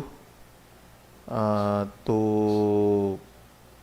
make a faster processing with the documents of our clients. Yes, sir. Okay. Rest assured, sir, we will do it. So for Sir Duty, ga-collect kita fees sa mga transaction dira. Yes, sir. Correct? Yes, sir. Is that covered by our ordinance? Yes, sir. Yes, sir. Yung local tax code. Local tax code. No. Okay.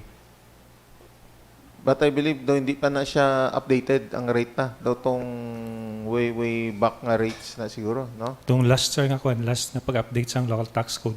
Okay. Amo lang, gyapon ang ginasunod naman sa bang. Okay.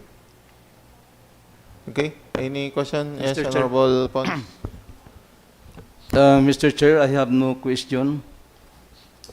But instead, I would like to congratulate Mr. Jyotitinya Lapradis for a very hard-earned and long-awaited promotion. Long overdue.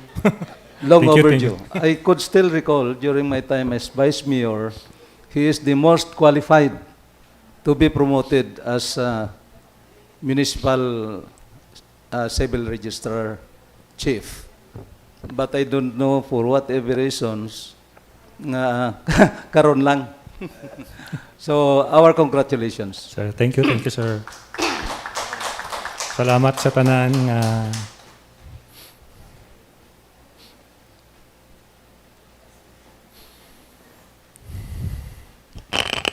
Sige. So, yeah, Honorable Lapiado.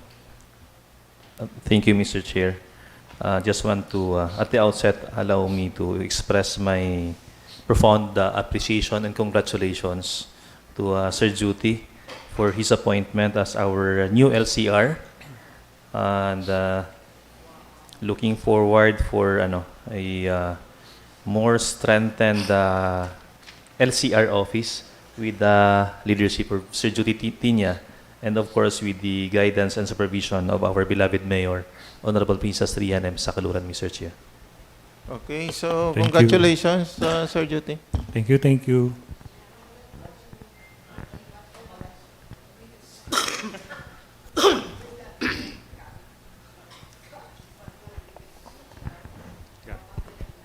Oh.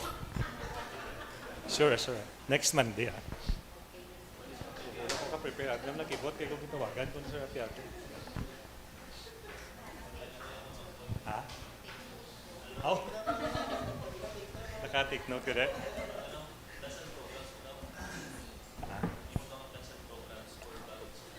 Okay. So, about our plans and programs, kami nagpasalamat kami kay Mayor Bay for her initiative regarding this, tawag nito yung barangayan. Kay ang amon nga programs naka-align man sa aton nga barangayan. So, after this, ang plano namon is to extend our services to the far-flung barangays. Kay as of now, damo pagidula na register nga mga mga residents naton, most especially dito sa tawag ni mga IPs, sa IPs kag apan kuan man naman observation damo gid sa mga IPs nga wala gid na register, lalo na sir na mga senior citizen balaw. So para maka-avail man sila sa mga social services ng LGU, dapat naka kuan gid siya, may birth certificate gid. So that is one of our programs. Extension our services to the far-flung barangays for them to have their, of course, number one, identity, kag maka-avail man sila sa mga social services from LGU. And not only LGU, from the national government also. Sige, thank you. Thank you, and congratulations. Thank you, thank you, Sir thank Jetty. you.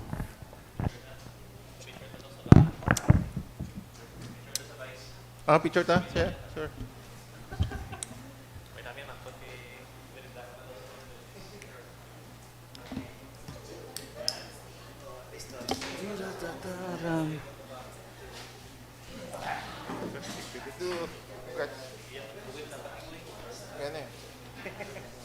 Nadlock mo sa sakto.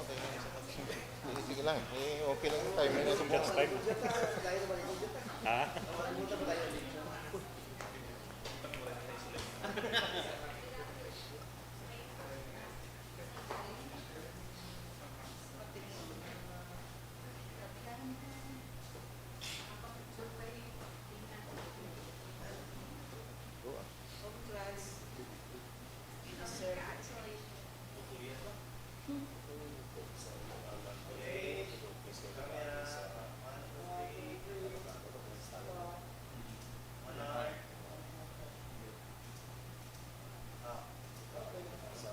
Okay, congrats.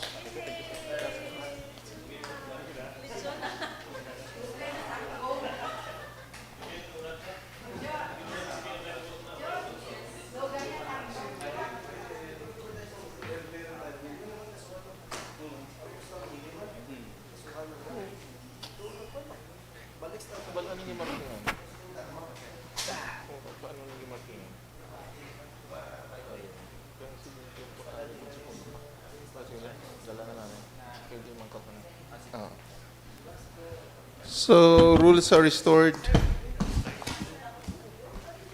So, Madam Secretary, next order of business.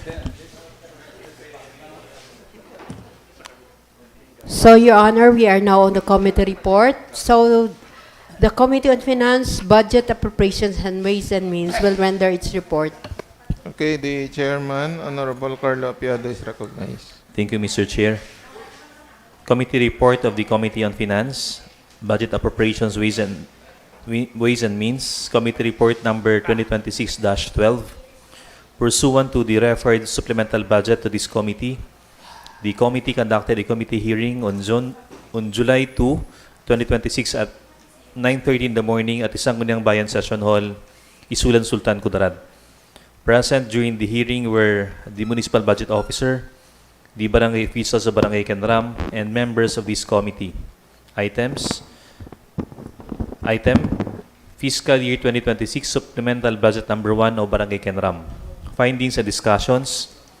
The Barangay Government of Kenram submitted for review its Fiscal Year 2026 Supplemental Budget Number 1 involving a total appropriation of 2 million pesos. The amount is intended to purchase a garbage truck for the use of barangay to have efficient and regular collection of garbage, as well as to maintain a clean, safe, and healthy environment. The source of funds is taken from the following: 2025 municipal aid to barangay amounting to 1 million pesos, and municipal aid to barangay for calendar year 2026 amounting to 1 million pesos.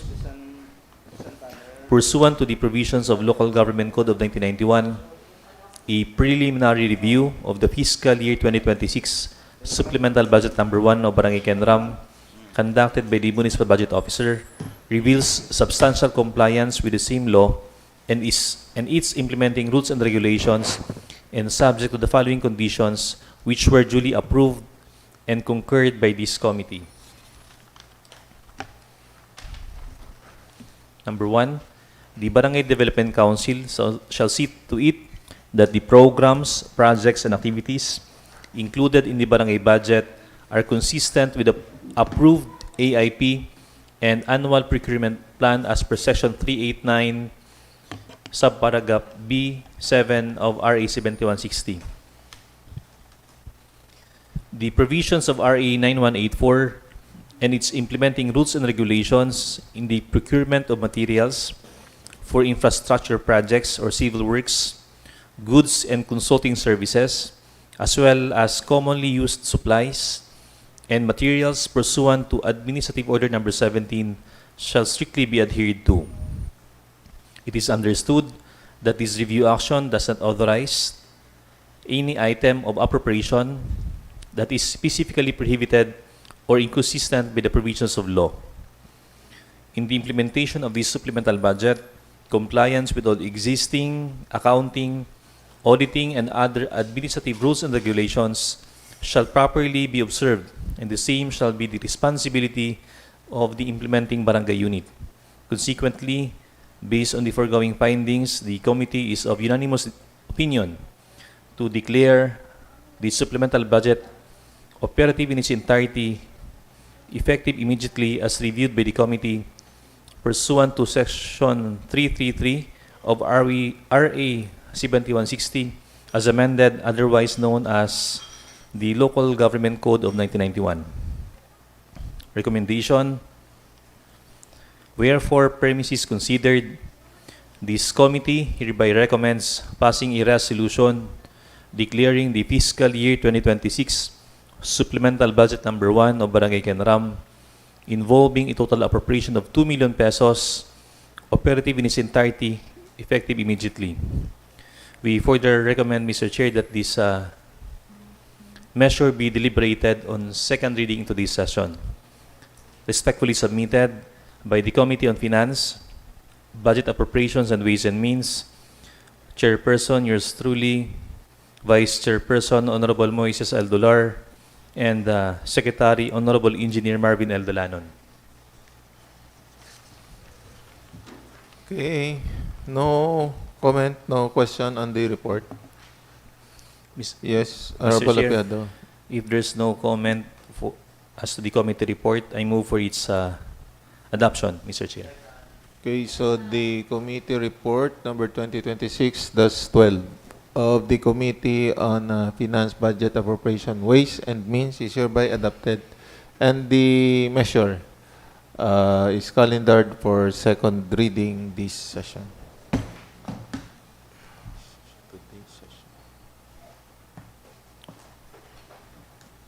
So next committee to report is the Committee on Peace and Order. The Chairman, Honorable Moises Dular, is recognized. Thank you, Mr. Chair, and good morning to each and everyone. So, committee report of the Committee on Peace and Order, Human Rights, Public Safety, and Disaster Risk Reduction and Management. Committee report number 2026-05. Pursuant to the referral to this committee, a public hearing was conducted on July 3, 2026 at 10:30 in the Sangguniang Bayan Session Hall, Municipal Compound, ISULAN, Sultan Kudarat. Present during the same were the Municipal Legal Officer, the Licensing Designate, the KPII Representative, the Agrarian Reform Beneficiaries of Kinram, the African Palm Buyers, the Barangay Officials of Kinram, and the members comprising this committee. Findings and discussion. In view of the aforesaid letter dated June 25, 2026, the same was duly signed by the concerned Agrarian Reform Beneficiaries of Kinram, and for clarity, the gist was stated hereunder. So there is a letter.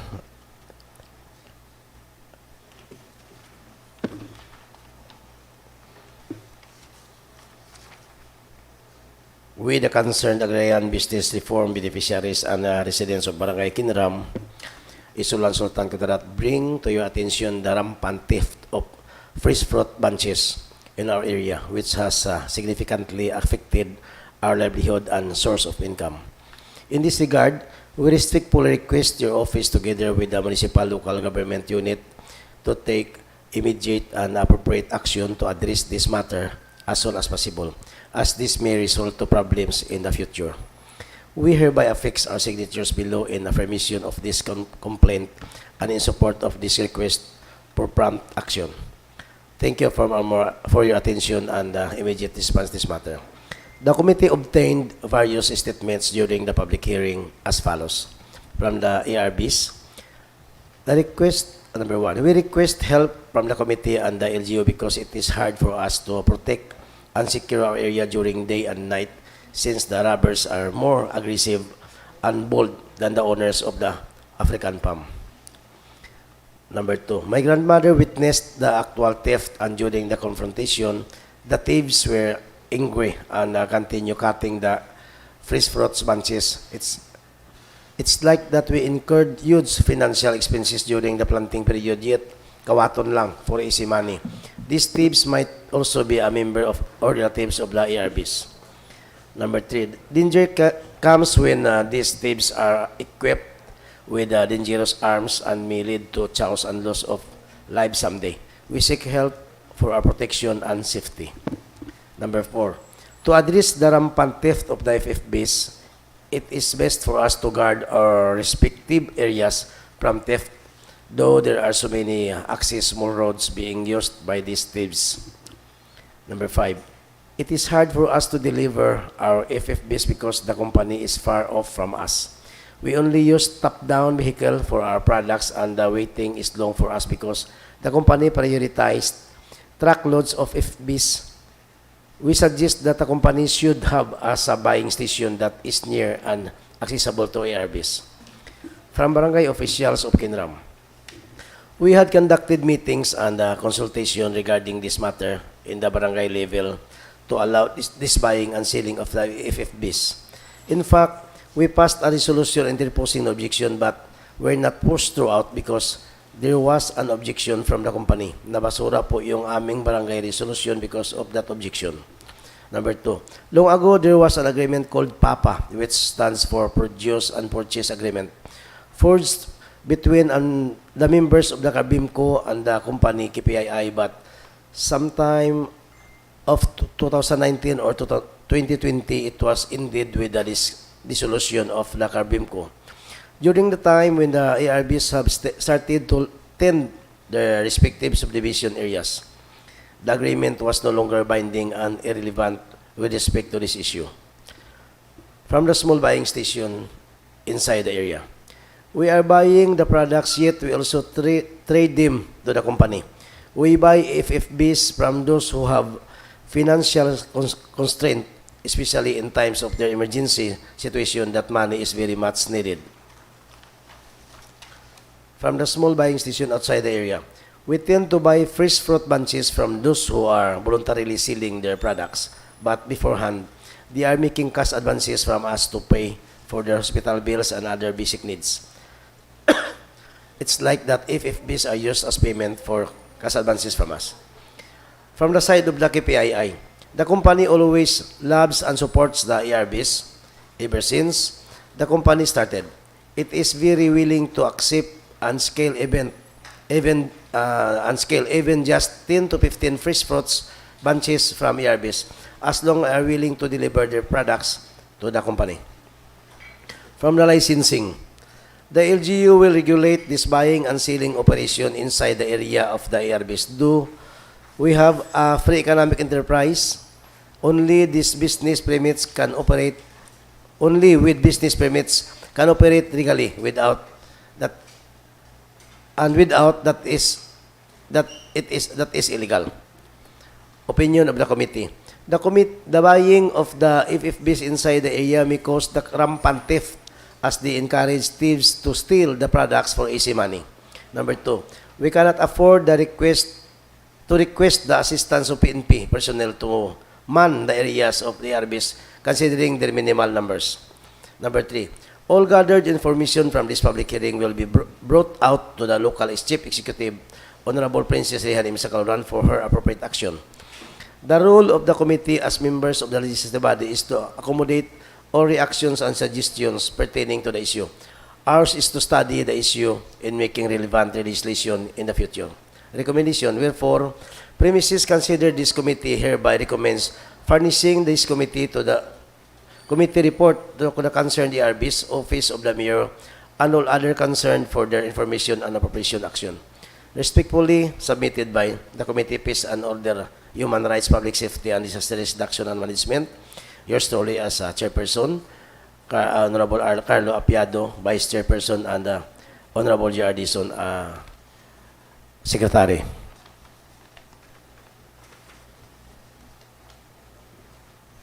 The recommendation again is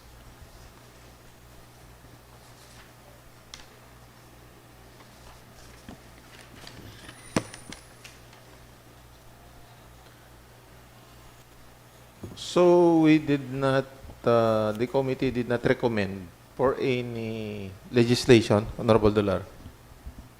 Wala, no? Wala, wala. It's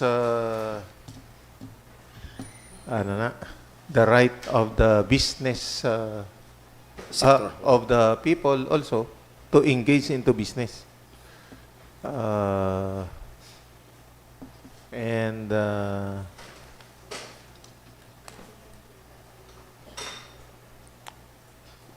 do na uluabtan ko to gamay, ang gusto sang Kenram Philippines is to stop the buying of African bunches, especially those buyers situated inside Inside area. the area or inside Kenram, no? Kay prone siya sa stealing and ano, no?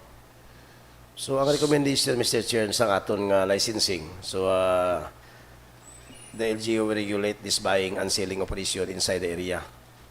Though we have African Economic Enterprise, but only with this business permit can operate legally. Without that is illegal. Okay. So, tama man, no? Kung way sa business permit, dapat magwa siya. Hindi siya ka-operate as buying station.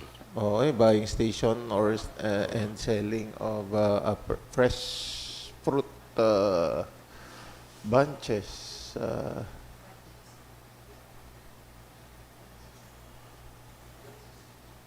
Honorable Apiado. Mr. Chair, based on the committee report, is it possible for us to have an ordinance regulating the selling and buying of palm oil? That a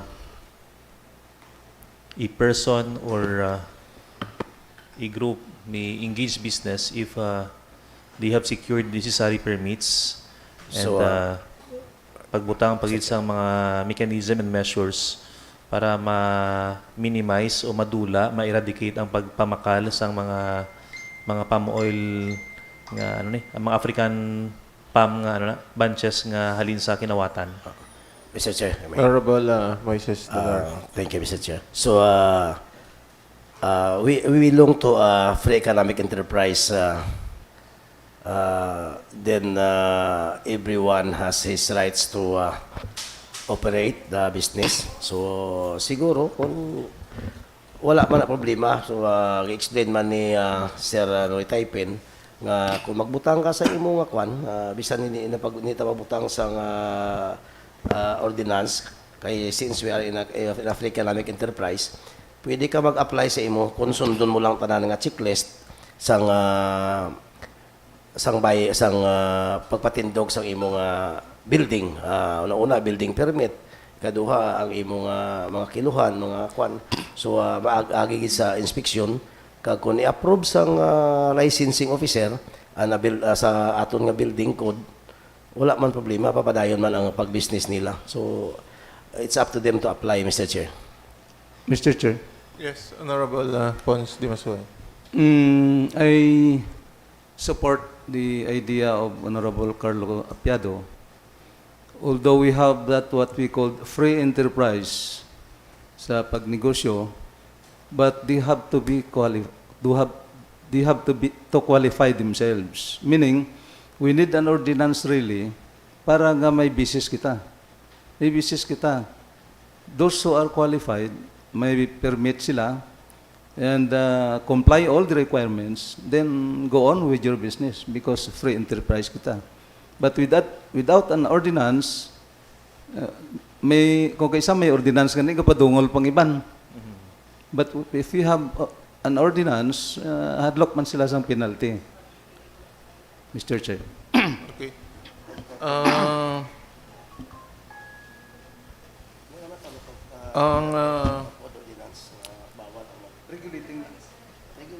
regulating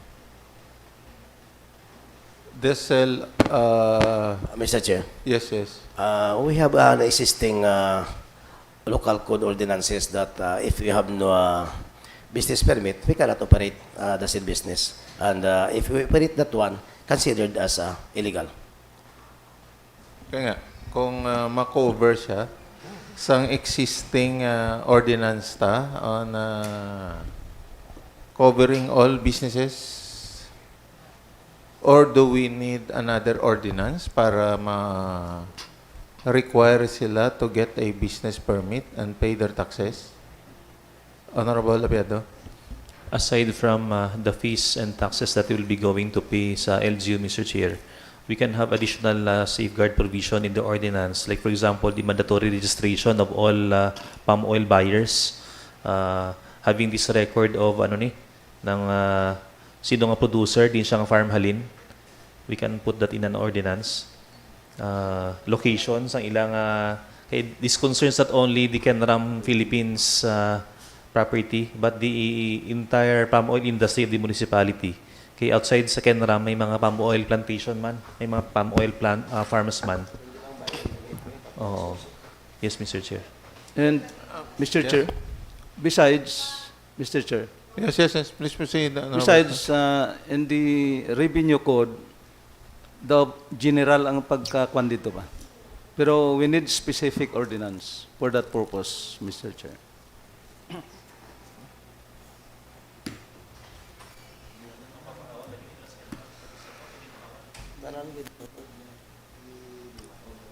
Okay. Shall we refer to the Committee on Finance the proposed ordinance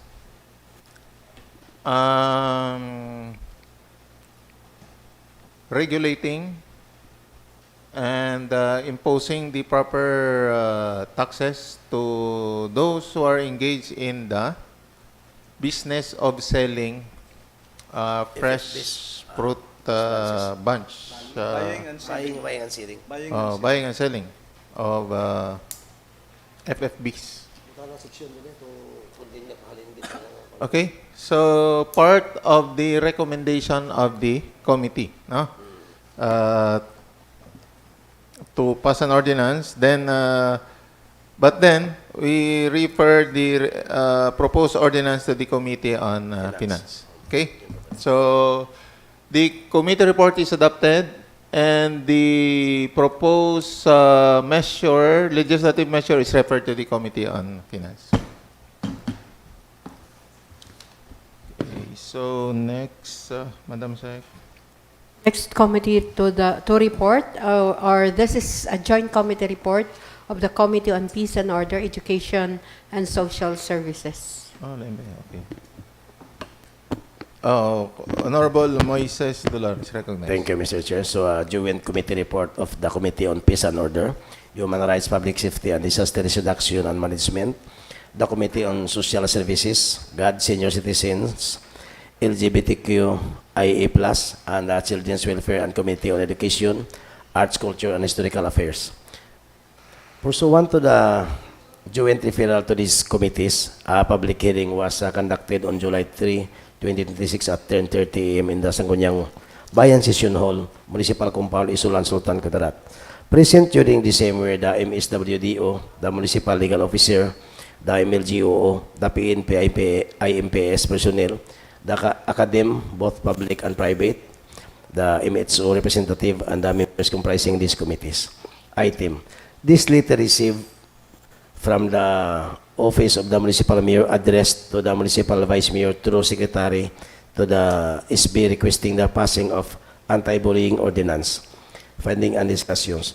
This committee is in response to the request of the Office of the Municipal Mayor presented a draft of anti-bullying ordinance for information and scrutiny of the attendees.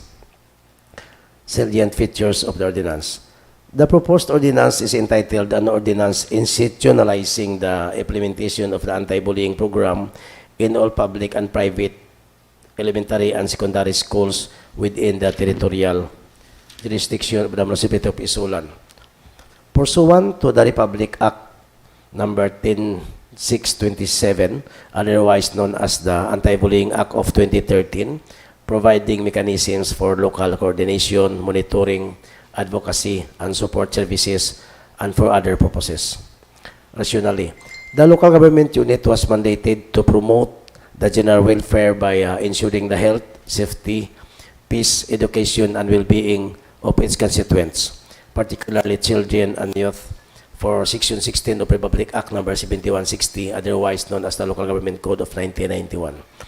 Article 15, Section 3, 2 of the 1987 Philippine Constitution recognizes the right of children to assistance, including proper care and protection from all forms of abuse, neglect, cruelty, exploitation, and other conditions prejudicial to their development. Republic Act Number 10627, otherwise known as the Anti-Bullying Act of 2013, requires all elementary and secondary schools to adopt policies to prevent and address acts of bullying and to establish mechanisms for reporting, investigation, intervention, and protection of learners. The Department of Education has issued the implementing rules and regulation of Republic Act Number 10627 through the Ed Order Number 55 Series of 2013, prescribing comprehensive measures for schools in addressing bullying incidents. The Municipality of ISULAN recognizes the importance of strengthening collaboration among schools, parents, barangays, law enforcement agencies, civil society organizations, and the local government in creating safe, child-friendly, and violence-free learning environments. Coverage. The proposed ordinance shall apply to all public and private elementary and secondary schools operating within the municipality of ISULAN. Amendment by addition to the proposed ordinance. Under the definition of terms, the following were included as kinds of bullying. Physical bullying refers to any unwanted physical contact between the bully and the victim, like punching, pushing, tripping, pinching, spitting, shoving, hitting, kicking, slapping, tickling, headlocking, grappling, inflicting, school pranks, teasing, fighting, and the use of any available objects as weapons. Number 2, psychological or emotional bullying refers to any act that causes damage to a victim's psyche and emotional well-being. Verbal bullying refers to any slanderous statement of accusation that causes the victim undue emotional distress, like directing foul language or profanity at the target, teasing, name-calling, tormenting, taunting, threats, cursing, making offensive jokes, and commenting negatively or inappropriately on victims' looks, clothes, and body, and all forms of aggression involving the use of written or spoken language to demean, harm, or exert power over another learner. Cyberbullying refers to all forms of bullying, including online harassment carried out through the use of technology or any electronic means such as, but not limited to, texting, emailing, instant messaging, chatting, trolling, spamming, posting hurtful comments, or posting of inappropriate photos and videos. Social bullying refers to a form of bullying that aims to damage the social reputation of a learner or a group of learners, including but not limited to relationships affecting the victim's social standing. Such acts included but are not limited to deliberate, repetitive, or aggressive social behavior against learners with disabilities. Learners who are members of indigenous or ethno-linguistic groups, and learners who are part of religious groups, among others. Gender-based bullying refers to any act that humiliates, excludes a person, or targets individuals based on their gender or perceived gender identity and gender expression.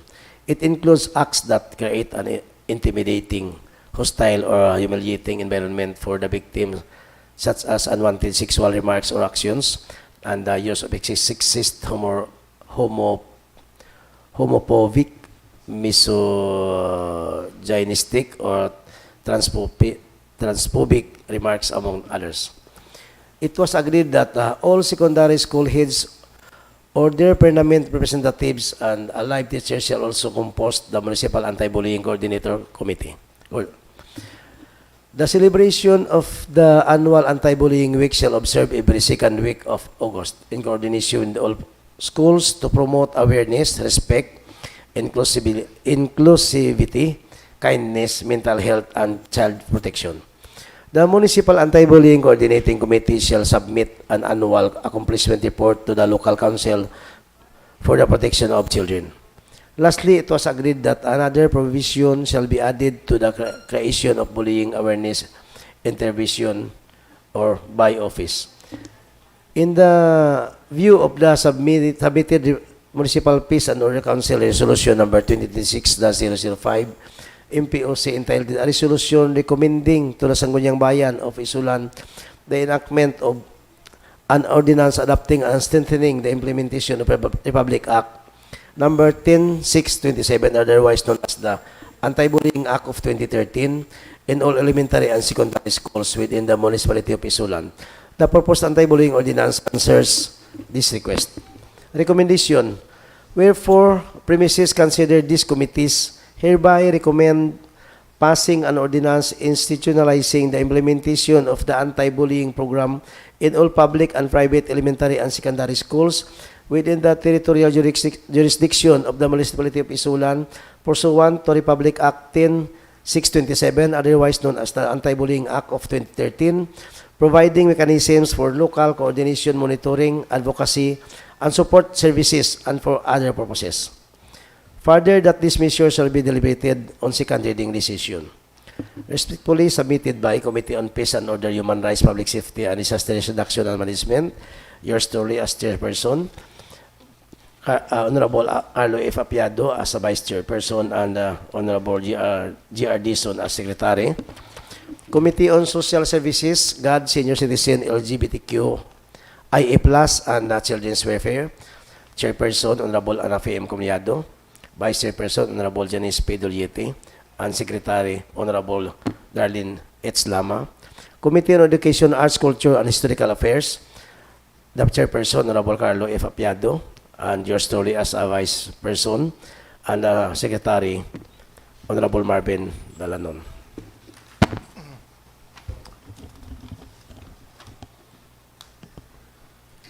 Okay, Honorable Delar. So, one of the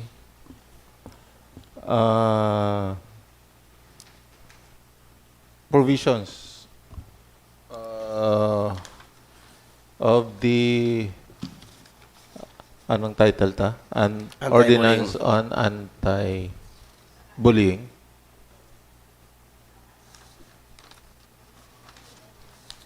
Okay, Committee on Peace and Order. Okay.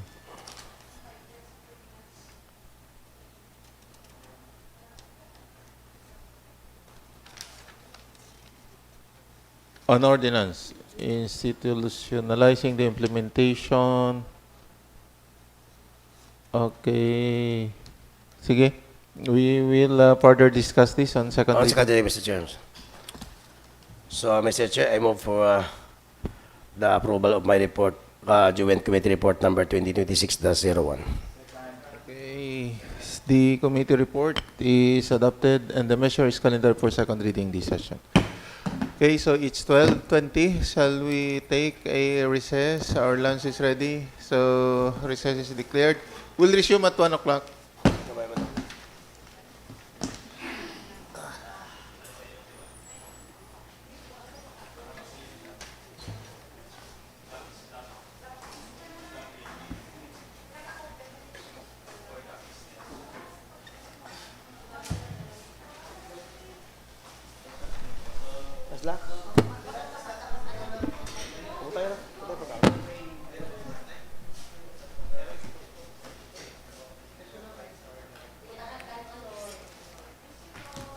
Mr. Chair, din nga pa rin.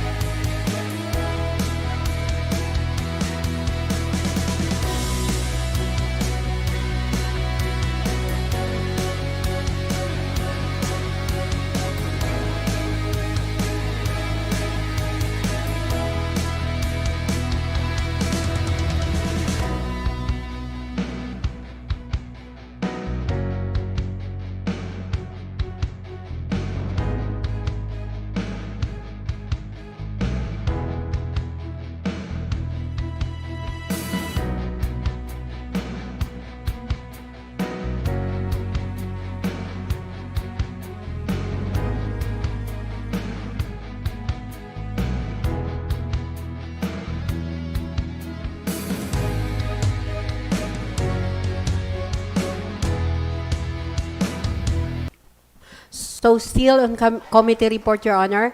So the next committee to report is the Committee on Games and Amusements. Okay, so the chairman, Honorable J.R. Dizon, is recognized. Yes, Mr. Chair. Subject, Committee Report on Committee on Games and Amusement. Committee Report number 2026-09. Pursuant to the referred matter of this committee, the committee motu proprio produced the request from Barangay Kenram in Dansuli after finding that this request no longer required the conduct of committee hearing. Items. Number 1, Resolution number 92 and 93, Series of 2026 of Barangay Kenram regarding cockfighting. Number 2, Resolution number 10, Series of 2026 of Barangay Dansuli regarding cockfighting. Findings. Item number 1, Resolution number 92 and 93, Series of 2026 of Barangay Kenram. A. Resolution number 92, Series of 2026 is entitled, A Resolution Requesting the Sangguniang Bayan of ISULAN to allow the Barangay Kenram to hold and sponsor a cockfight on August 6, 13, and 18, 2026 to be held at Barangay Kenram, ISULAN, Sultan Kudarat for fundraising activity intended for the Barangay Fiesta. The committee finds the following. A. The resolution has received and stamped by this office on June 26, 2026. B. The schedule of cockfighting activities will start on August 6, 13, and 18, 2026. C. As per interview from the Barangay Secretary, the Barangay Fiesta falls on July 20, 2026. D. The proceeds from such cockfighting activities will be used to support various programs and projects of the barangay.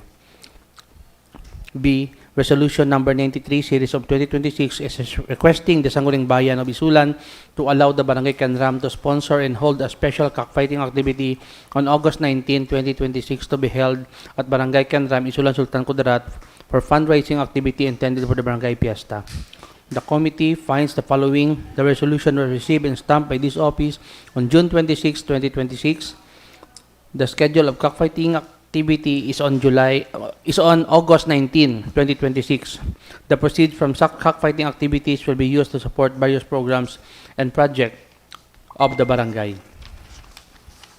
Item number 2, Resolution number 10, Series of 2026 of Barangay Dansuli is entitled, A Resolution formally requesting the Honorable Municipal Mayor Princess Rian M. Sakaluran and the Sangguniang Bayan of ISULAN to grant a permit to hold a cockfighting activity in Barangay Dansuli on July 18, 25, and August 1, 2026 in celebration of the upcoming 69th Barangay Fiesta. The committee finds the following. A resolution was received and stamped by this office on June 29, 2026. The schedule of cockfighting activities will start on July 18, 25, and August 1, 2026. The Barangay Fiesta falls on August 25, 2026. Committee's opinion. The following request of permit relative to the conduct of cockfighting activities have substantially complied with Municipal Ordinance Number 2009-161 ISB as amended, other known as the Cockfighting Code of the Municipality of ISULAN. Recommendation.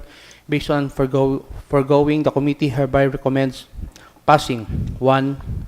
Resolution authorizing the Municipal Mayor, Honorable Princess Rian M. Sakaluran, to grant permit to Barangay Kenram relative to conduct of cockfighting activities scheduled on August 6, 13, and 18, 2026 in line with the celebration of the founding anniversary of the said barangay.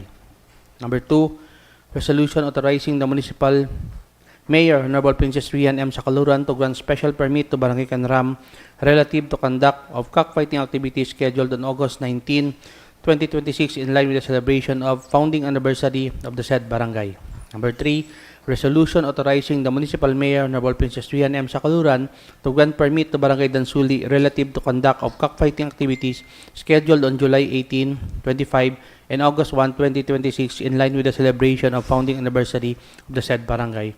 Further, that these measures be deliberated on second reading this session. Respectfully submitted by the Committee on Games and Amusement, Committee Chair yours truly, Committee Vice Chairperson, Honorable Darlene H. Lama, Committee Secretary, Honorable Marvin L. Dalanon. That's all, Mr. Chair. Okay, so will you please move for the adoption? Mr. Chair, I move for the adoption of the committee report of Committee on Games and Amusement, Committee Report number 2026-09. Okay, so the committee report 2026-09 of the Committee on Games and Amusement is hereby adopted, and the measure is calendared for second reading this session.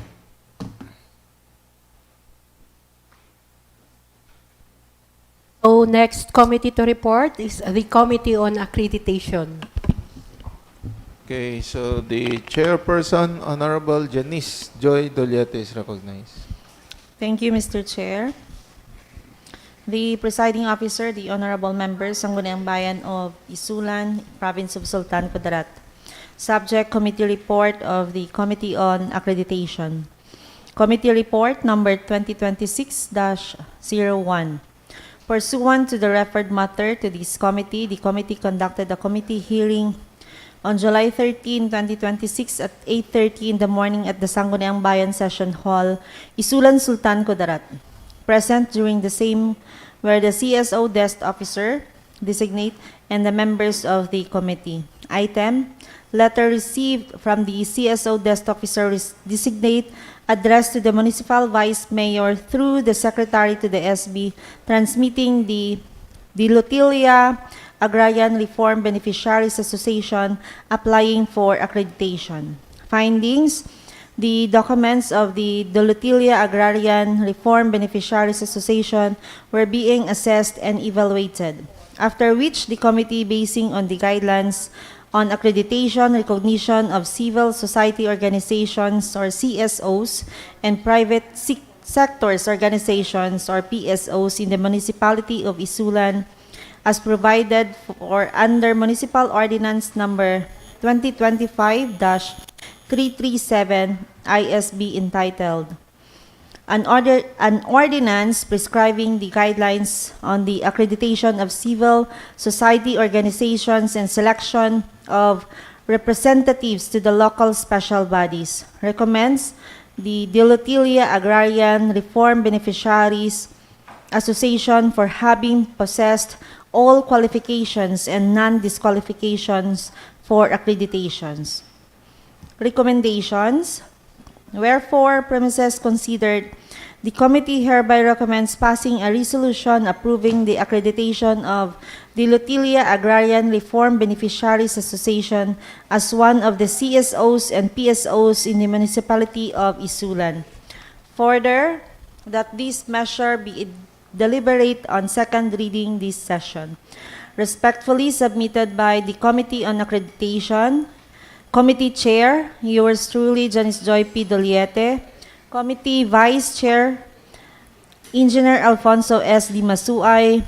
Committee Secretary, Honorable Ana Fe M. Collado. Committee report number 3, Mama.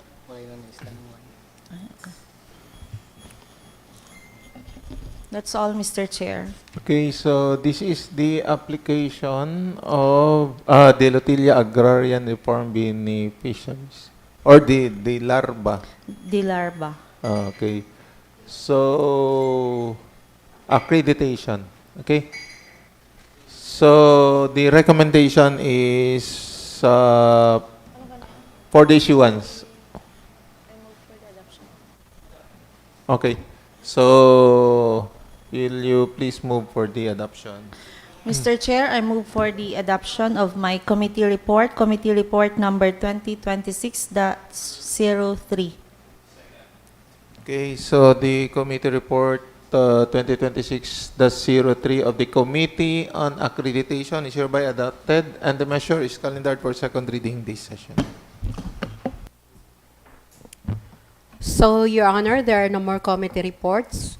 We'll proceed now to the calendar of business on second reading. First, we have this proposed ordinance providing for the guidelines governing the proper loading, securing, transport, and delivery of oil palm fresh fruit bunches, rice, corn, sugarcane, and other agricultural products by transport vehicles, trucks, to ensure public road safety, protect public infrastructure, and prescribing penalties for violation thereof.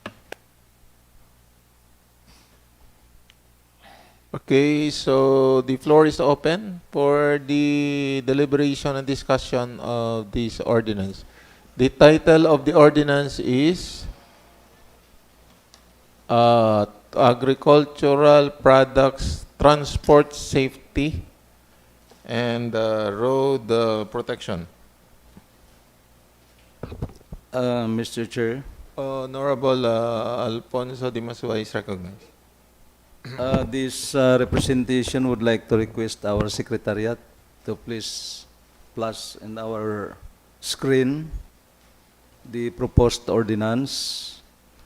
And I would like to request my colleagues, but we will read this together, Yes. even in silence. Okay, Oo. so will you scroll slowly? Yes. The draft ordinance and any member would just raise the comment.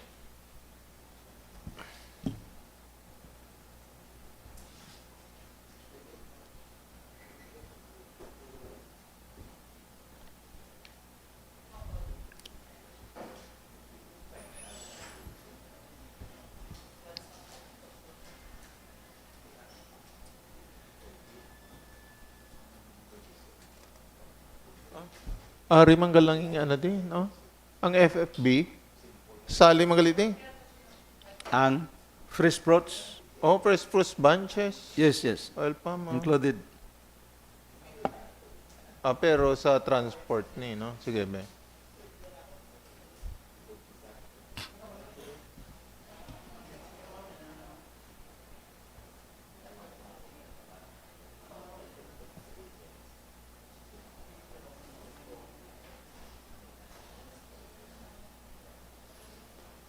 Si, silimos pang PM tang snacks. Si GP na lang ano.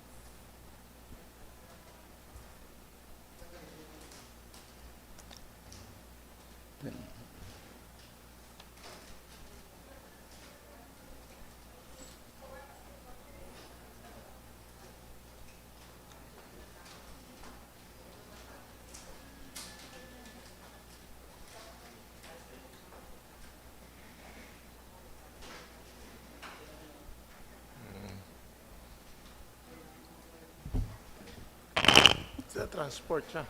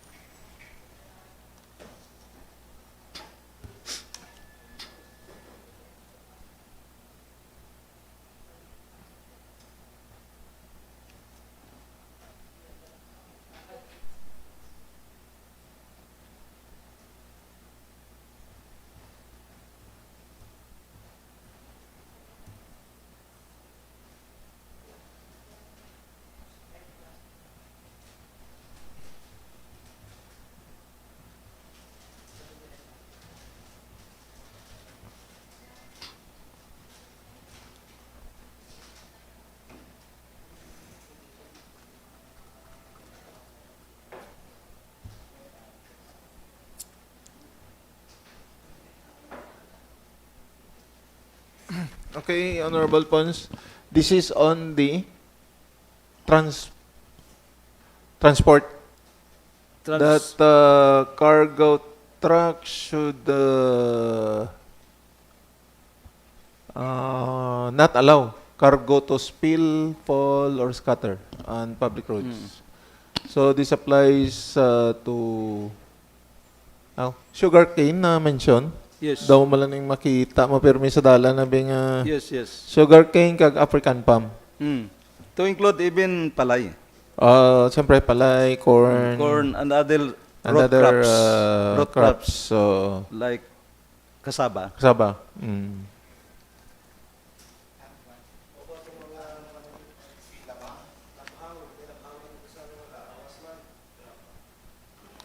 Labhang.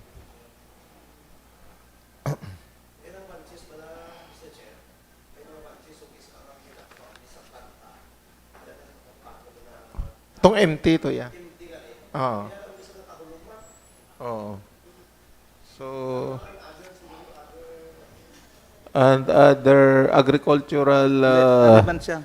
Other agricultural products. products eh.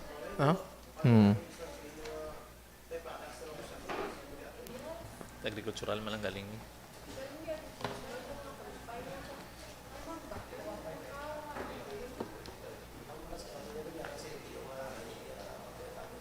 Ari man siya, other agricultural products. Sa definition of terms, letter A. Ang definition of term naton, farm produce including oil palm, rice, corn, sugarcane, coconut, rubber, fruits, vegetables, root crops, and other products of agriculture. So that includes labhang. Products of agriculture. Okay? So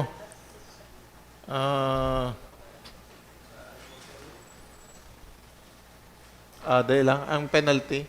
Penalty.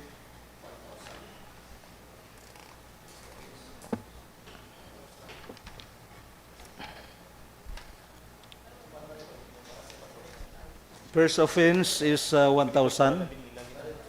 Second offense is a fine of 2,000. And third and subsequent offenses, fine of 2,500 or suspension of the mayor's permit, business permit or hauling accreditation where applicable. Okay?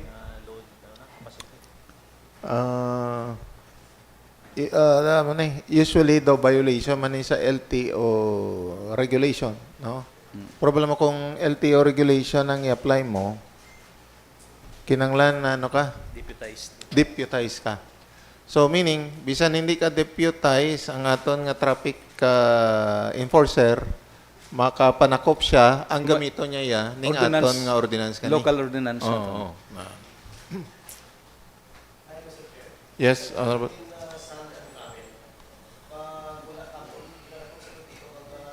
Oo. Kaya lang daw hindi siya madala din. Daw separate ordinance naman to. Agriculture ordinance. Mr. Chair, Honorable Apiado. Mr. Chair, just wanted to ask, is there a specific securing device in a particular product? Like for example, for palm oil bunches, anong particular nga Saka be. Meron to sa kinabutang. Overloading. dito Are. sa All transport vehicles shall use durable nets, tarpaulins, ropes, chains, straps, or equivalent securing the equivalent securing devices. Ensuring that cargo is firmly restrained throughout the trip, covers loads likely to generate. So, though general na siya. tarpaulins, Mr. Chair, mo ng trapal, lain man ang Pwede, guro, no? Trapal o Trapal, pwede man gyapon nets, pero atong durable.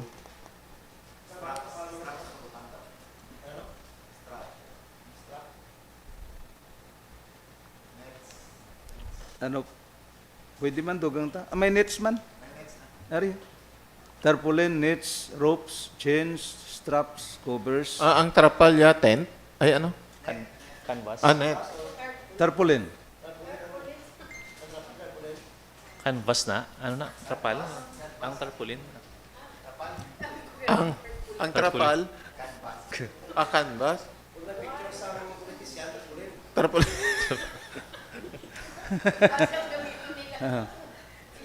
Pwede man. Island, pwede na to ni Konisa. Ano ba Correction. Anong proper term? Canvas? Basta trapal.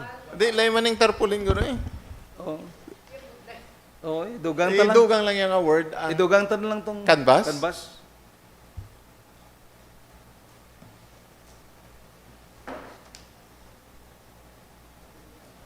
Okay. Let's add the word canvas.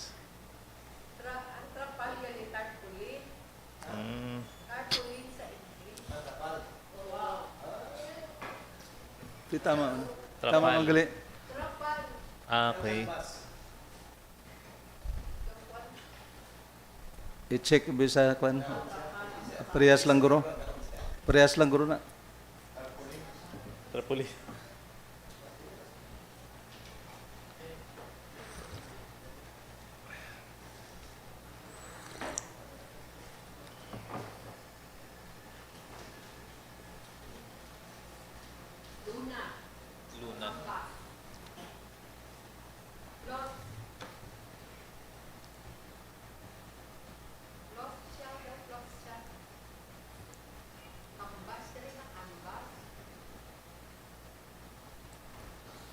So, okay na eh? Oo. Parehas lang yan. Or equivalent. Securing device. Ang importante sinay nga, why siya ga ulog? Why siya lang siyang spillage? Spill. Why spillage? Kung ga spill siya, pwede sa dakpon. Gani, why gidi? Ang problema kay kung mahulog.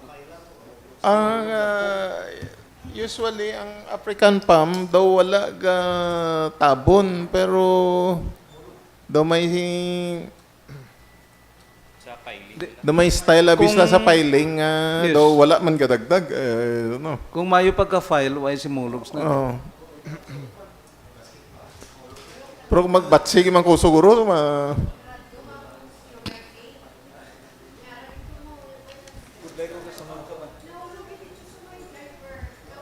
Oo, kung ma-timingan ka gid ba? Yung truck naman kaya North Cotabato, binders ang truck na tanggal na tumbang.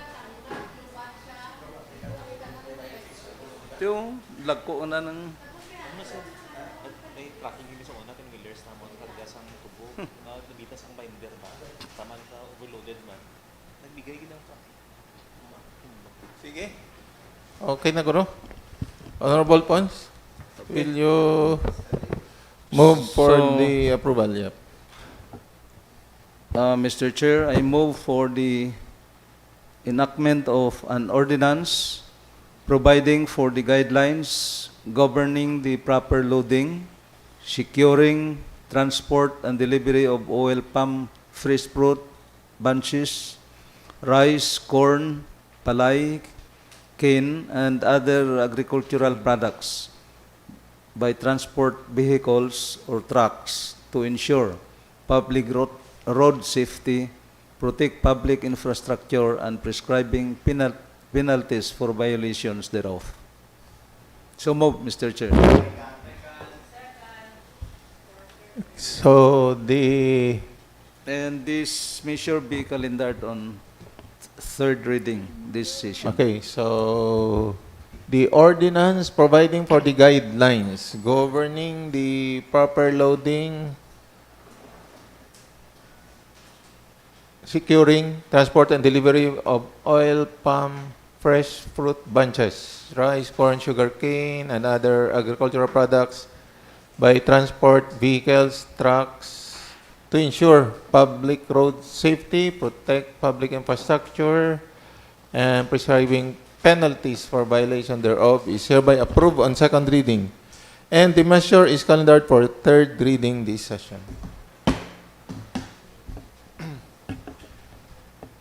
Next proposed measure on second reading is based on item number 4 of the first reading, which is the request from the Office of the Mayor for the passage of resolution for the concurrence of the appointment of Mr. Chuti Laprades as Municipal Government Department Head 1, Municipal Civil Registrar of this municipality, Your Honor. Okay, so our Chairman, Committee on Good Government, Honorable J.R. Dizon, will you do the honor of sponsoring?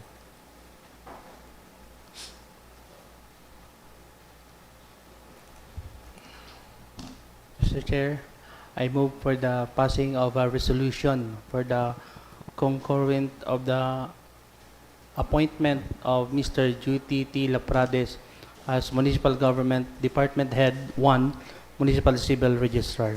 Second. So, on joint... Mr. Chair, in a joint on joint sponsorship, Joint sponsorship. the resolution concurring the appointment of Mr. Jote T. Laprades as Municipal Government Department Head 1, Municipal Civil Registrar is hereby approved.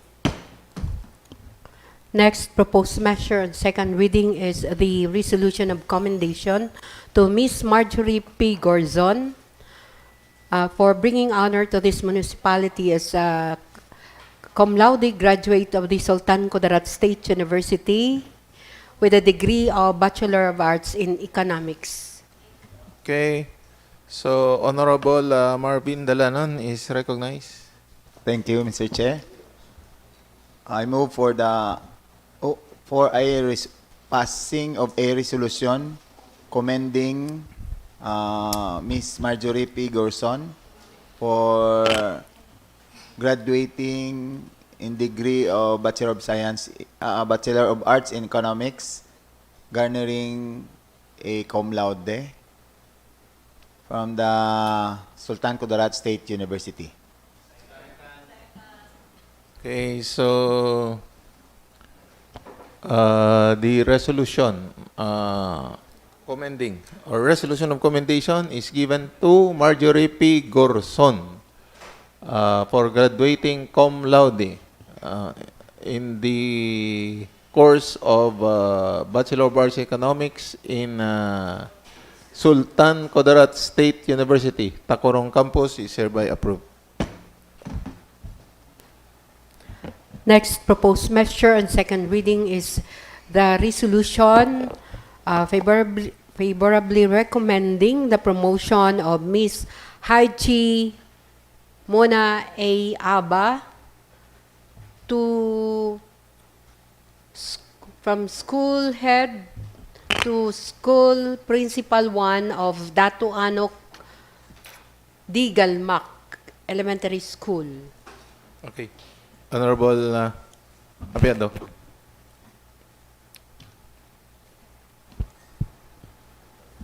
Mr. Chair, I move for a resolution recommending for the appointment of Haji Mona A. Aba, school head of Datu Anok Galmak Elementary School for the appointment as Principal 1. I so move, Mr. Chair. Okay. Okay. So the resolution,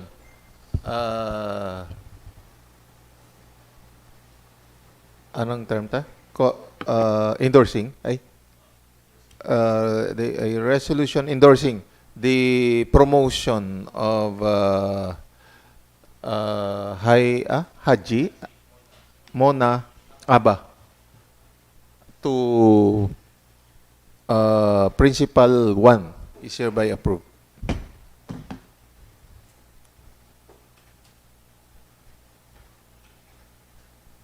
Next proposed measure and second reading is based on the committee report of the Committee on Finance, Budget, Appropriations, and Ways and Means.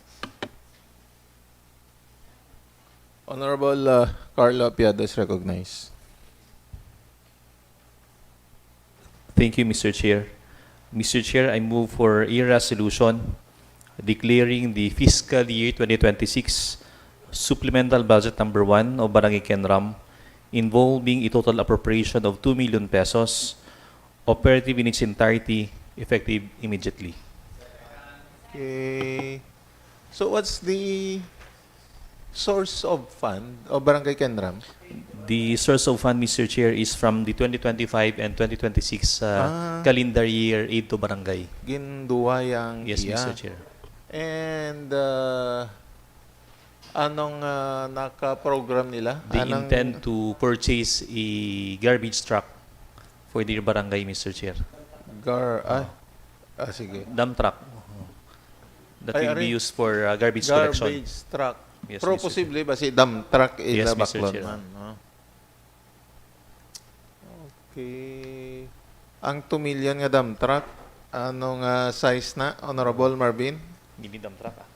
Mini dump truck, kuray, no? Ah. Dako na na. Six-wheeler. Pero hindi lang guro brand new. Ang 2 million, brand new na na. Oo, ng mga... Okay. Six-wheeler.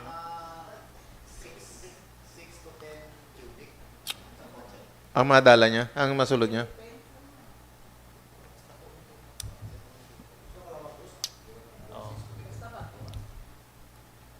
Pero siguro that's why daw gina-note ko lang ang mga kung di nila ginagamit ning 1 million ta. Kay later tanaw ta, we can make guidelines kung dingid gamiton ning ano.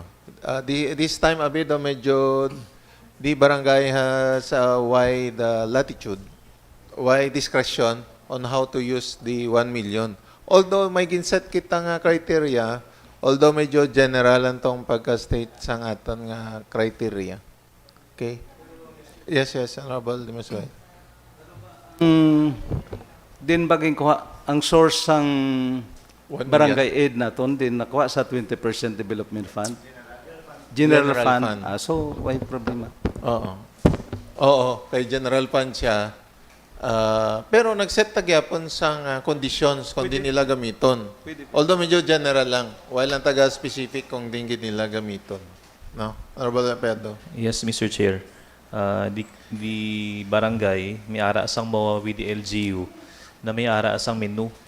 This also based on the utilization of the 20%. Kung diin siya pwede igamiton. So may limitation, Mr. Chair. So although the source of fund halin sa general fund, but the purpose and utilization do guided mo sa tong 20% allowable expenses. Daw digto man atong Yes, Mr. gimbasi-basi gyapon. Yes, Mr. Ang Chair. iyang daw ano? Yes, Mr. Chair. Allowed use. Daw infrastructure gyapon. Yes, Mr. Chair. Okay. Sige. So the supplemental budget number 1 of Barangay Kenram in the amount of 2 million pesos for the purpose of the purchase of garbage truck. Declared operative in its entirety, effective immediately. So meaning, tanan nga atong 1 million na barangay 8 naton, though in the form of supplemental budget sang barangay, no? Kaya added, ano siya eh.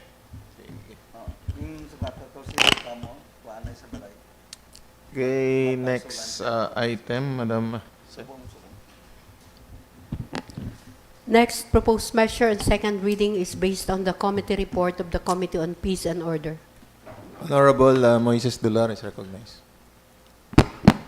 Thank you, Mr. Chair, for second reading. So we will scroll slowly, section by section, and if there is a question or a Atong comment, anti-bullying. anti-bullying Yes, yes. Oo. act. So,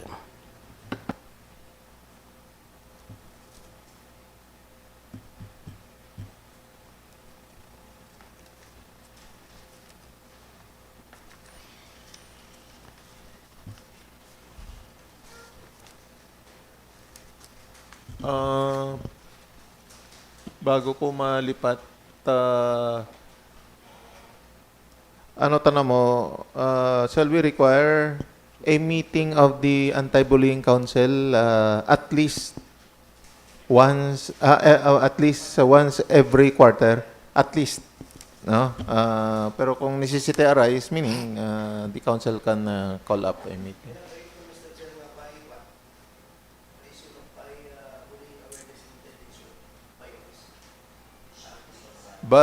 Sige lang, tatanong ta karon. Kailan may mandate ta sa ilang, kailan ma-meet sila, kay kung bayan mo lang ni, nga way kita directive ko ma-meet, ma-call up or wala, do hindi ma-call up kid, oh.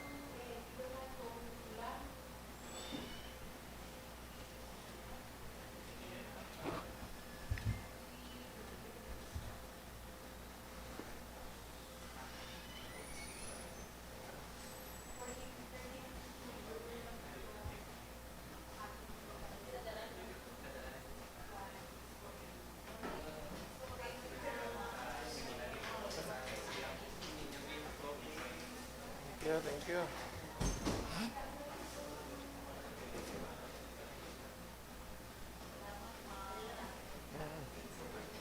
Galing. Thank you, thank you. Yes, thank you.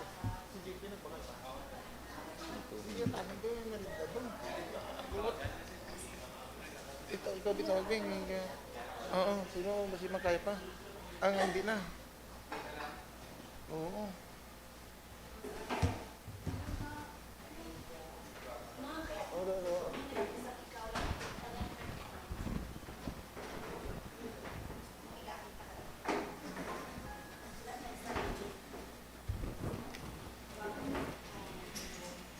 Sige, sige.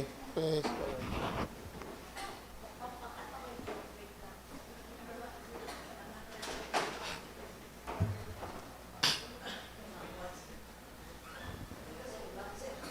Hindi, pabalik biro.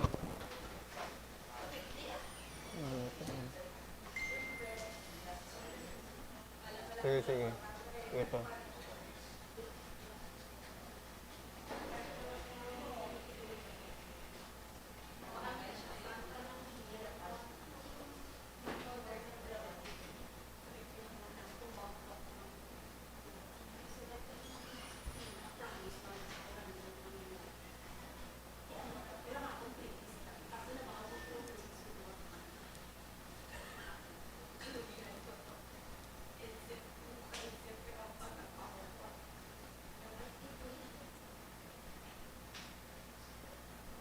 Okay.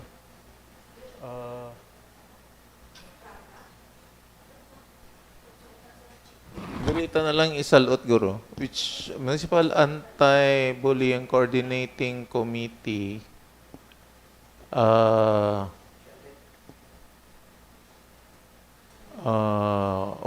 we shall meet at least once every, we shall meet at least quarterly.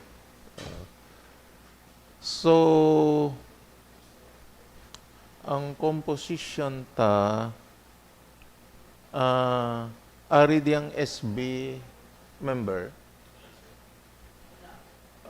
chairman committee on,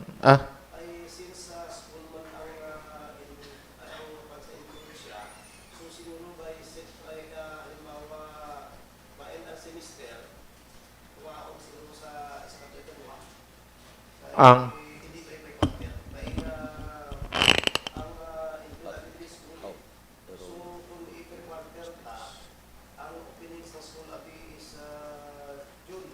okay.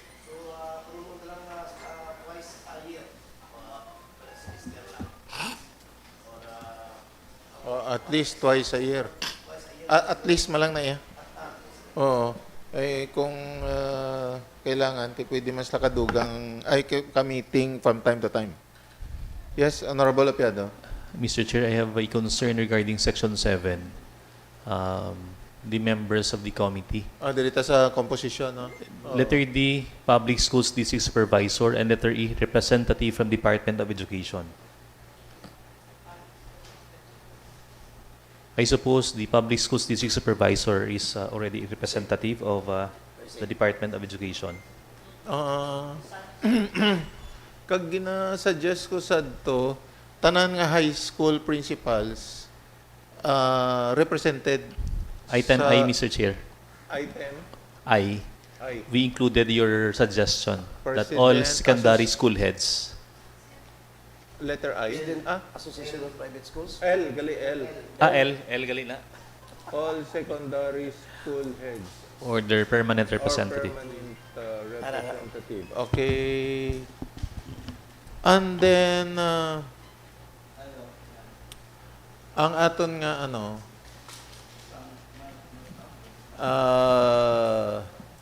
ang SB representative, Wala ba? SB member, chairman, sa din ng children ta? Social Services. Hindi. Committee on Women, Children. Social Services. Oo. Chairman, Committee on Women and Children. And Committee on Peace and Order. Wow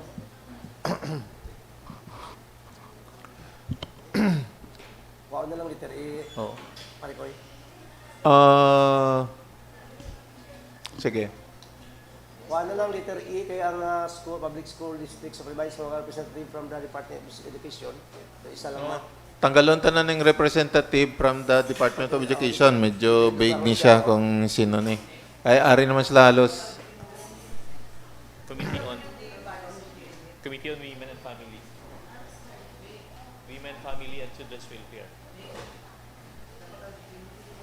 Tama, family.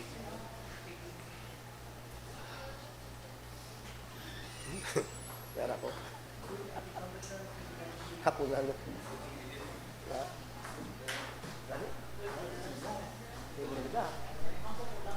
Hindi pa tayo to? Hindi pa on to? Hindi pa tayo? Hindi pa tayo agad? Meron pa on to? Okay na. To Chairman Committee on Peace and Order and the Chairman Committee on Women, Family. Women, okay, Children, Welfare. Sige lang, tapusan na yun. Kay amuning kay lang, we have a new MSWDO. Ano ba si handle niya ni Mayo. Kay before, gi-raise ko ni, busy daw sila kayo. Di daw na nila ma-handle ng anti-bullying eh. That's why ang vice chairman sinitanaw ko, ang ano na lang, atong women chairman ta. Para siya may authority mag-call up. Meaning, with the authority from the mayor, ma-call up niyang meeting. Kaya ko ng vice chairperson ta, ang DSWDO officer, daw busy daw sila. Ang focal nila. Sige. Wala, gasurinder to nila pokal. Si... Masing. Hindi. Itong isa, si Grace. Dalano. Dalagon, oh, daw kadamo na daw program nga ginauyatan niya. So, okay. To the members, ang vice chairman ta is the Committee on Women. Chairman, Committee on Women. Amo ning aton nga vice chairperson. Member lang ning MSWDO officer. Para mag-take charge sa council ining aton Chairman, Committee on Women. Kung magpa-meeting, siya nga mag-one. Oo, siya na mag-coordinate kay Mayor nga i-call up niyang council.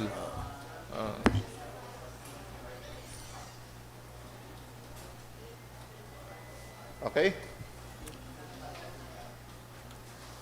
Any more questions sa composition? Yes, Honorable Piado. In the draft ordinance, Mr. Chair, we also provided a particular section for the creation of a by office under the it's the bullying. Para na. Can we scroll down?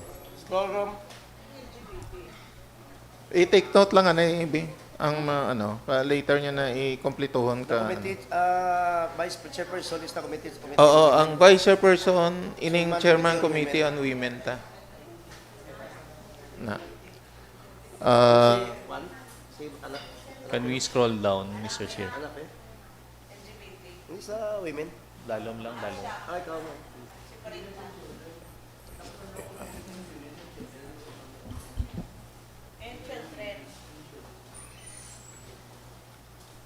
Chairperson, committee.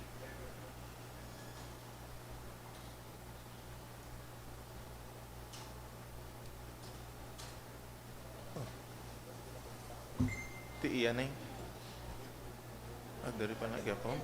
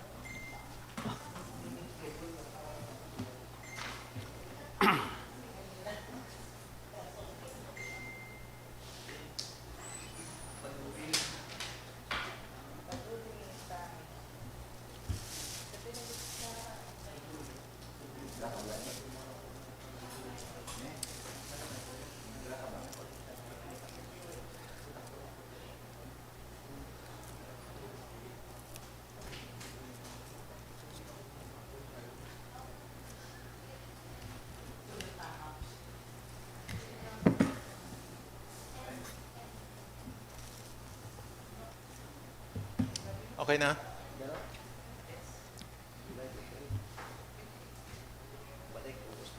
Pila? 8-7. Round 3. Ito sa dalong itong ano to? Itong office.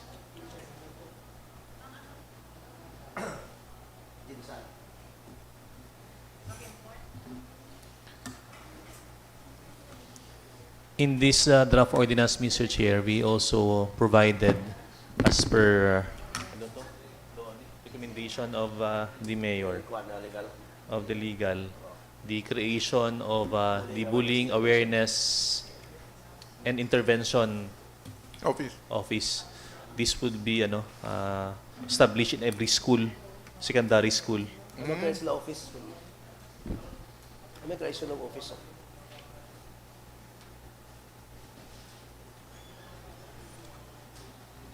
Awareness.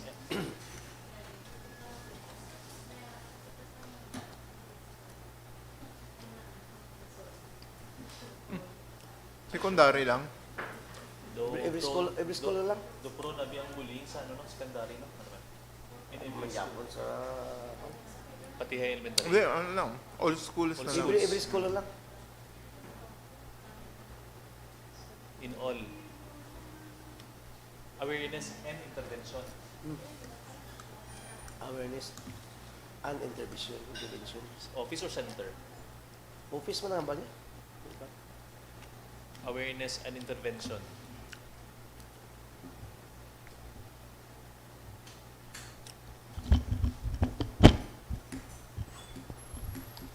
And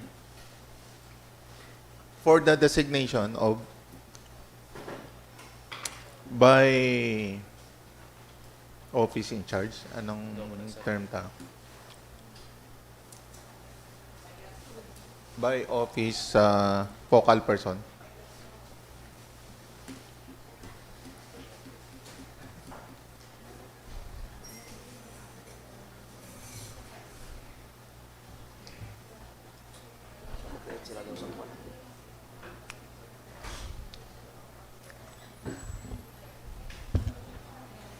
Mr. Chair, is it possible that the specific provisions of this particular session will be incorporated in the internal rules and regulation of the ordinance? The IRR, the operation of... We go back to our previous anong tawag na situation ta Yes, Mr. Chair. ever since why kami na-create nga internal rules. So with that being said, Mr. Chair, Diri state mo we stipulate na lang daan sa ordinance natin. Gusto mo ibutang sa ordinance, ibutang mo natin. Yes, Mr. Chair. Kung dito mo ibutang, asahan.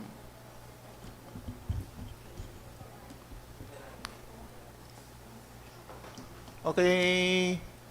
Creation of bullying awareness and intervention office in all schools. So anong statement ta? All schools are all public schools? Ay, all schools in the municipality of ISULAN are mandated. Are mandated to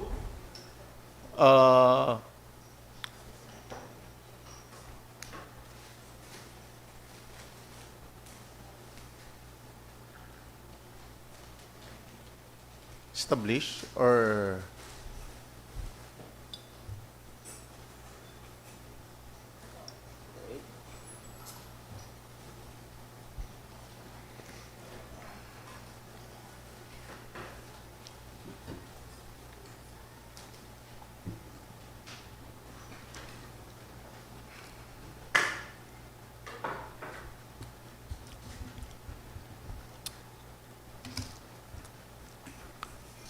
to establish.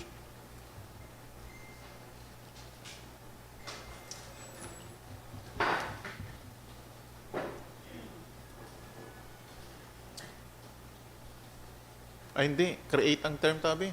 Create po. To create.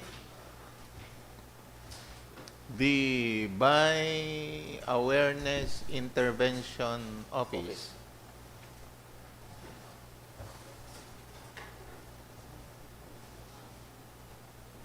And designate Focal. the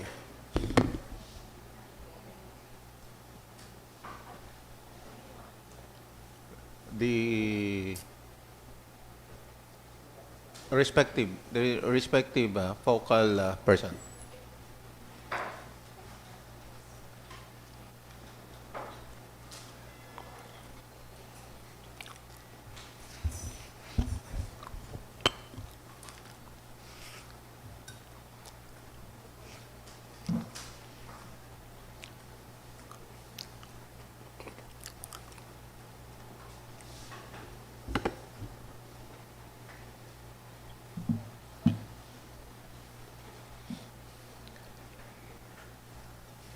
Can we include the functions of the office, Mr. Chair?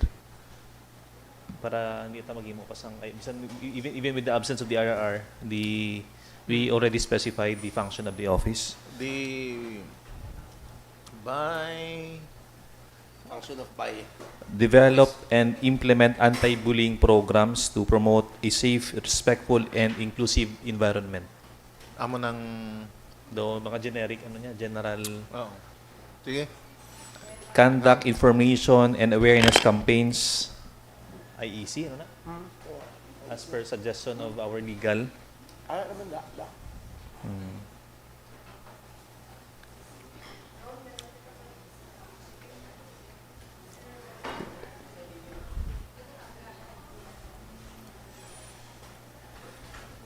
Provide counseling.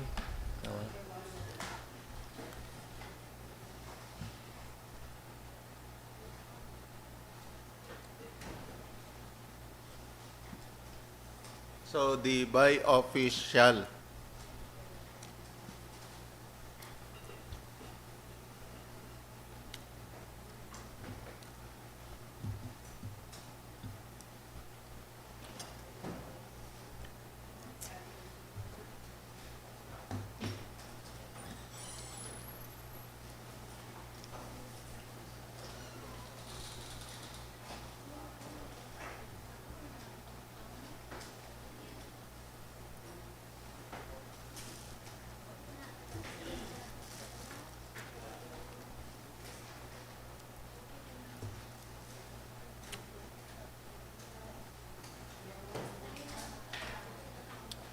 Disseminate IEC. Kata doon, palagay. Number 1, develop and implement anti-bullying programs. I will send it to the messenger of our secretary. Oh, okay.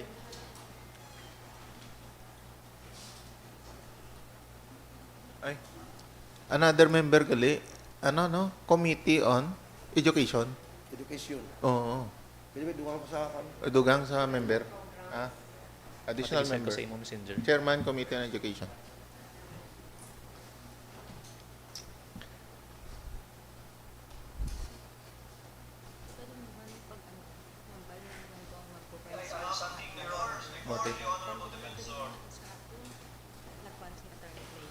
Per office ba niya? Per school? Hindi.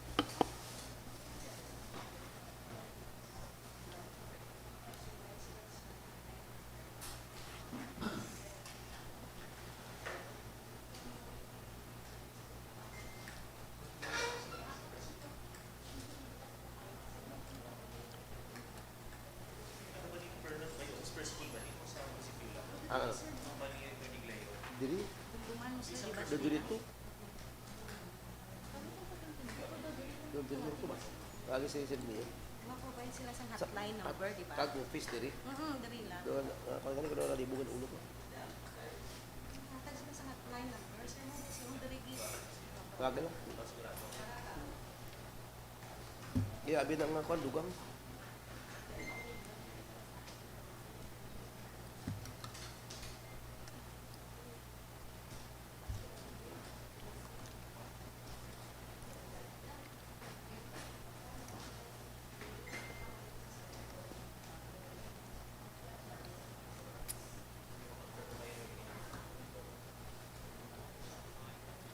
Merinda ko din naman merinda.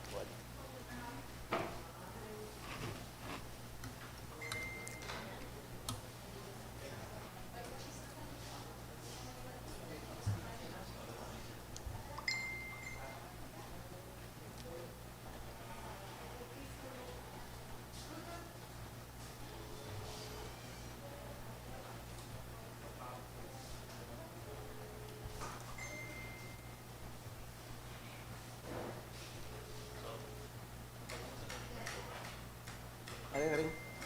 Garing. Okay, sabat.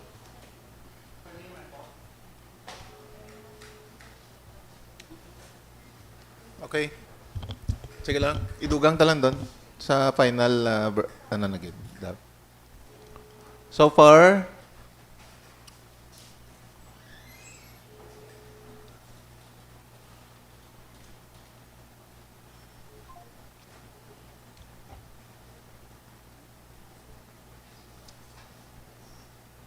education, culture and arts. I-complete lang ang pangalan ng isang committee. Okay.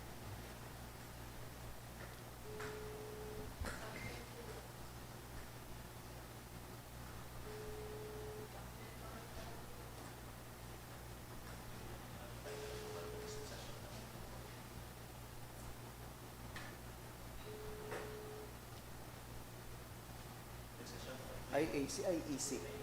E. IEC.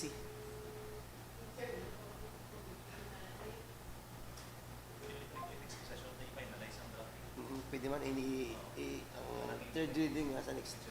Okay, importante. Abi na, damo nga pangitas nito. Sige lang, i-kuhan na ipasa talang third reading. I-kuhan lang, i-refine na ni Ma'am Mases. I-refine na lang. Para ma-approve na, kaya madugayan pa, abi kita. Kung ipa-next pa rin. Pinadalian na bini. Ina-urgent na bini. I-third reading ta lang, subong i-refine ta lang. That's why, i-fill up lang ang mga dapat. Okay? So, any more concern about our ordinance? If there's none, then Honorable Apiado, Honorable Moises Dolar. Yes, Mr. Chair. I move for the enactment of an ordinance institutionalizing the implementation of the anti-bullying program in all public and private elementary and secondary schools within the territorial jurisdiction of the municipality of ISULAN pursuant to Republic Act number 10627, otherwise known as the Anti-Bullying Act of 2013, providing mechanisms for local coordination, monitoring, advocacy, and support services and for other purposes. Okay, so the ordinance institutionalizing the implementation of the anti-bullying program in all public schools and private elementary and secondary schools within the territorial jurisdiction of the municipality of ISULAN is hereby approved on second reading. And Mr. Chair, the measure shall be calendared for third and final reading this session. This session, okay. So, and this ordinance is calendared for third reading in today's session. Gani. Ang mga guest tanay. Okay. So, rules are suspended. So, we recognize the following Jello Halon, para Ali, Ashleya Cana, Lorraine Losada, John Carl Gavines, and okay, the other one I cannot read. So, who will speak among your group? Mr. Jello?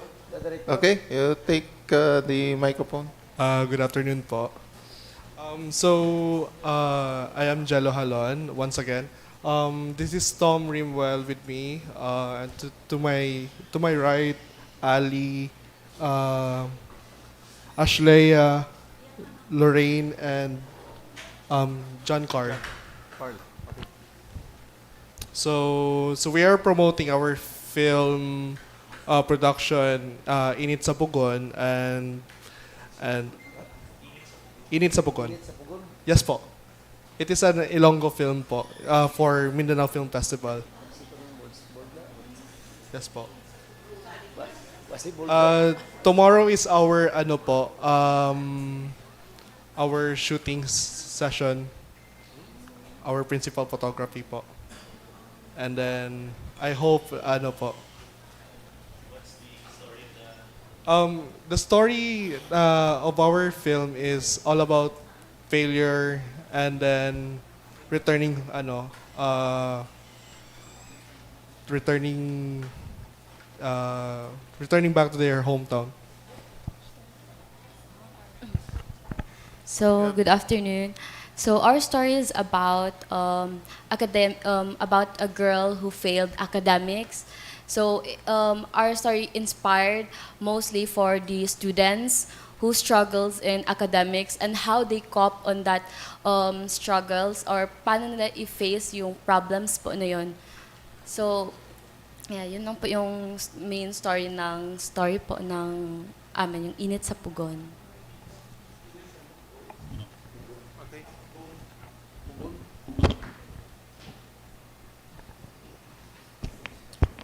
May connection ba sir sa kwan?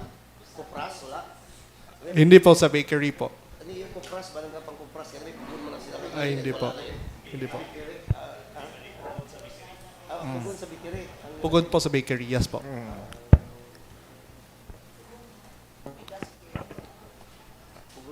Sige, Mr. Jello, so how do you conduct your activity? Anong mga ginaobra niyo sa buong? We already have our film permit po. So tomorrow from 14 to 16 is our our principal photography or shoot namin.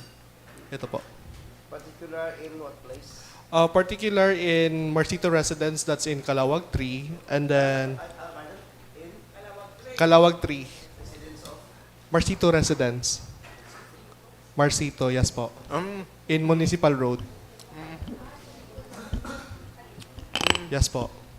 And then next is Errol's Bakery, that's in Calawag 2. Errol's Bakery, that's in Tisa Street.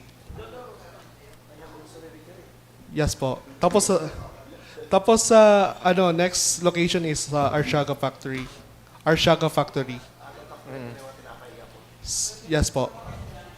Sa Tansuli po. And then next is sa Nara Park. And then lastly sa Colambok Dike. Yes po. Actually nag-contact na kami with the barangay. Okay naman daw. May portion ng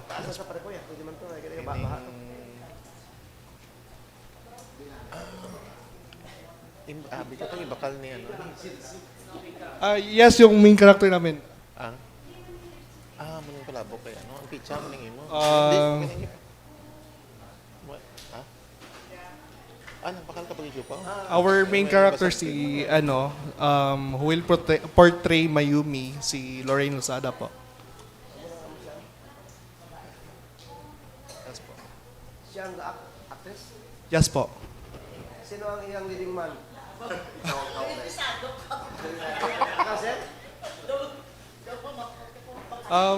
Actually, we have our supporting dito cast si Tom Esbalada po. Lulu.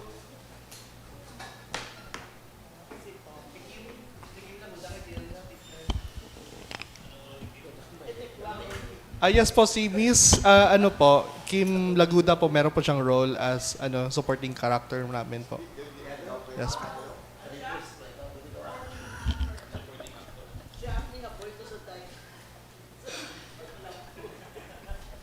Okay.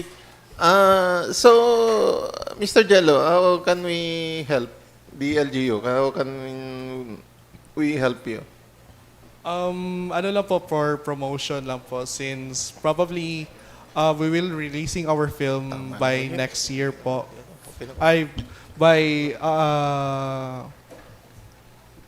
On September kasi mag-join kami ng Mindanao Film Festival, and then we're going to release sa public around next year po.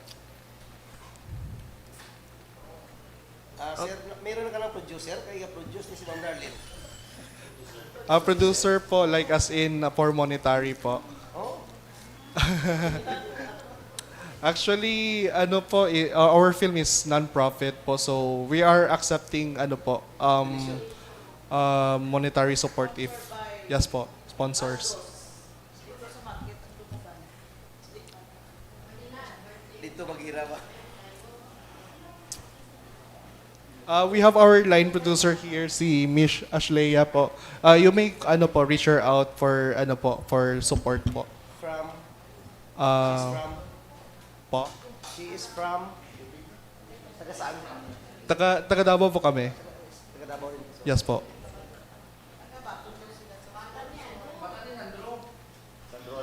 Si Jello, anak ni Sandro. Oo. Ni Bon.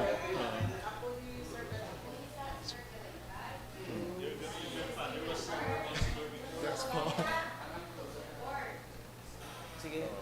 Matanaw kami. So far, Mr. Jello, have you coordinated with our tourism office, Yes po. the media team? Yes Sige. po. Ano lang, Actually, so- sir, Istong Espinosa is our producer po. Okay. Sige. So, Producer na ano area manager. oo. Not yung sa monetary po. Honorable Dolor can help sa monetary. Producer. And, Financer. Producer. Financer. Tinapay, may tinapay sa to. Patricio tinapay. Hindi, that's why I'm asking kung anong mabulig na. Mabulig naman. Oo.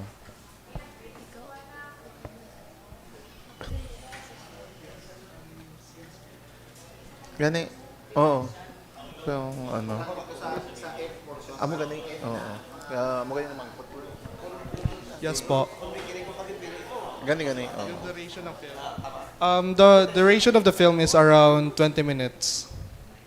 Daw short film. Yes po, short film po. Actually, tomorrow na yung shoot namin. We're already complete na po.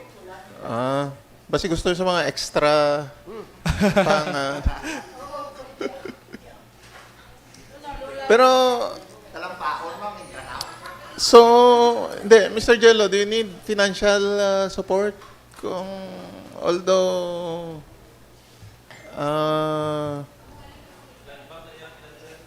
Land bank, Alan ba? Hindi. Yes, Mr. Jello, you need financial support? Yeah, yes po, since we are short on our budget po. Kasi Oo. non-profit po kasi yung film, at the same time students po kami. Okay, so each member should give at least 1,000. That's all right lang po. Our treasurer ay tapal naman si Janice. Our SB staff si ano na lang, si Bibi na lang.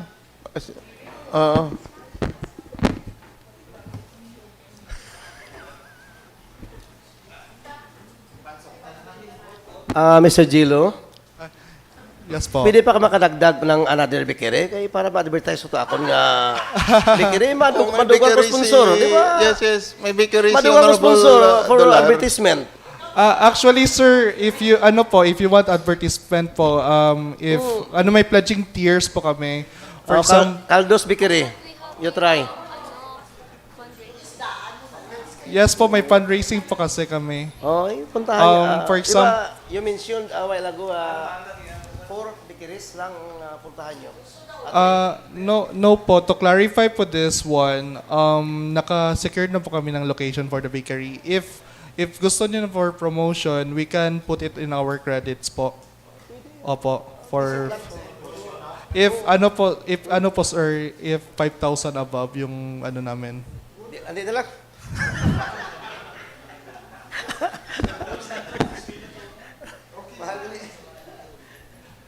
Sir, ano po yan, sir? National Film Fest po, sir. Opo. It is we're joining a National Film Festival po. Hindi may napili na sila. National Film Festival, Mindanao Film Festival. Yes po. Okay, man to bakal na taga nasyonal na sa insect sa akong to. Dali lang ta. Kata ka na. 5,000 tani ako lahat sa libo lang.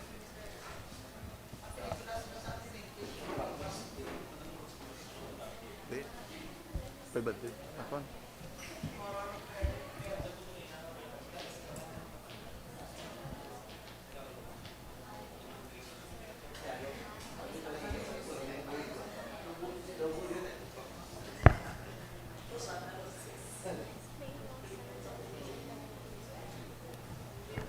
For you know,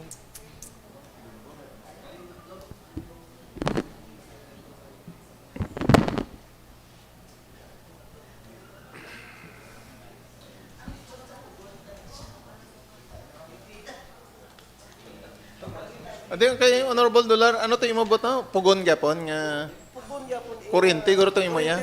Kuryente do talagsa nagi man ang kahoy subong nga pugon gid. Kahoy subong ko na gasol wala.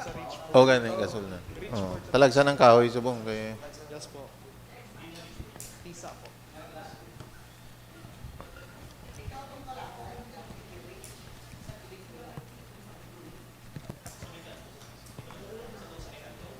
Yes po.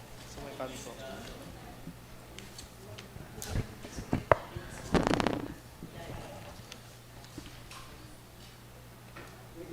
Sige, anything more Mr. Jello? Actually, we are grateful for your for your support since our for yung usage for the money kasi is for our meals and transportation, and then for our production design, equipment rentals, and yung namin yung sa location. Yung pinakamahal po namin na gasto is for the equipments and the editing team. Gumastos po kami ng around 80,000 to 100,000 sa sa camera rentals and editing. Yes po.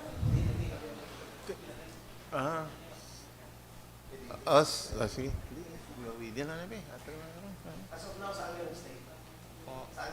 Actually, nag-hotel po kami ngayon. Yes po.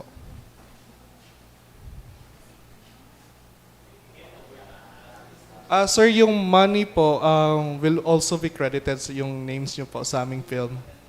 Opo.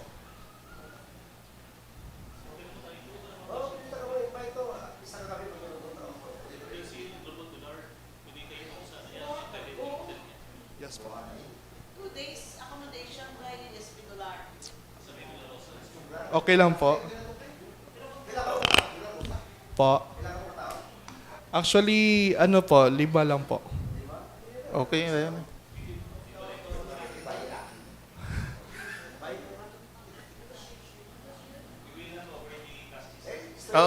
Okay, so Sir Jello, we have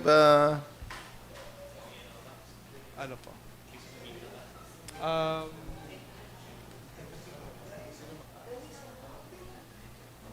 Wala na po. Thank you very much.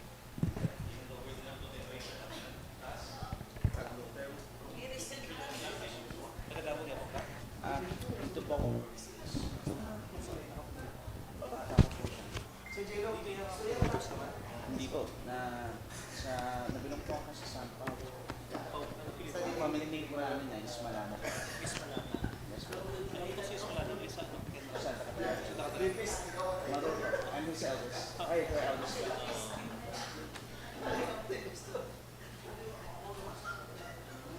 Bali kay mabasa tinapay yo.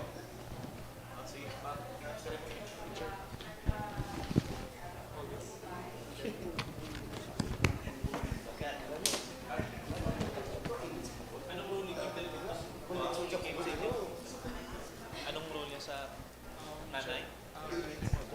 Teacher, Hindi ka extra.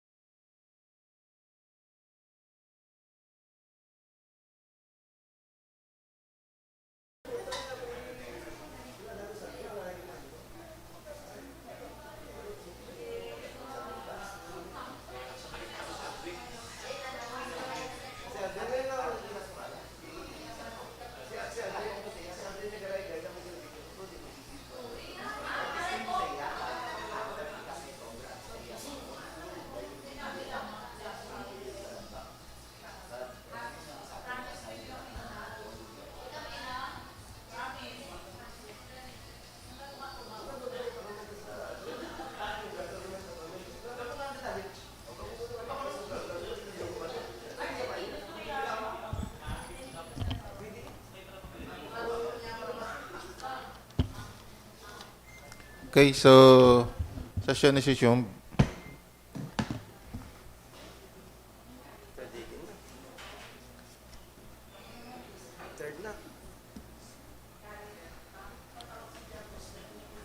So next proposed measure, Your Honor, is based on the joint committee report of the Committee on Peace and Order, Education and Social Services.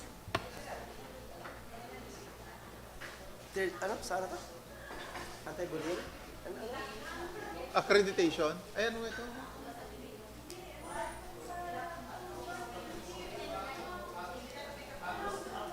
Why na? Wala na. Amo na tong joint, amo na to. Ang anti-bullying.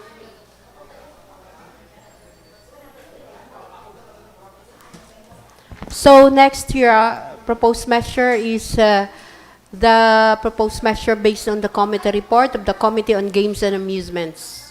Okay, Honorable J.R. Dizon is recognized.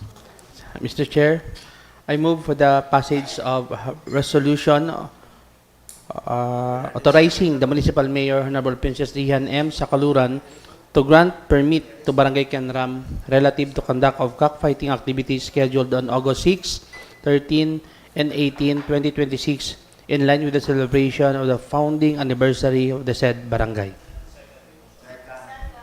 Okay, so the resolution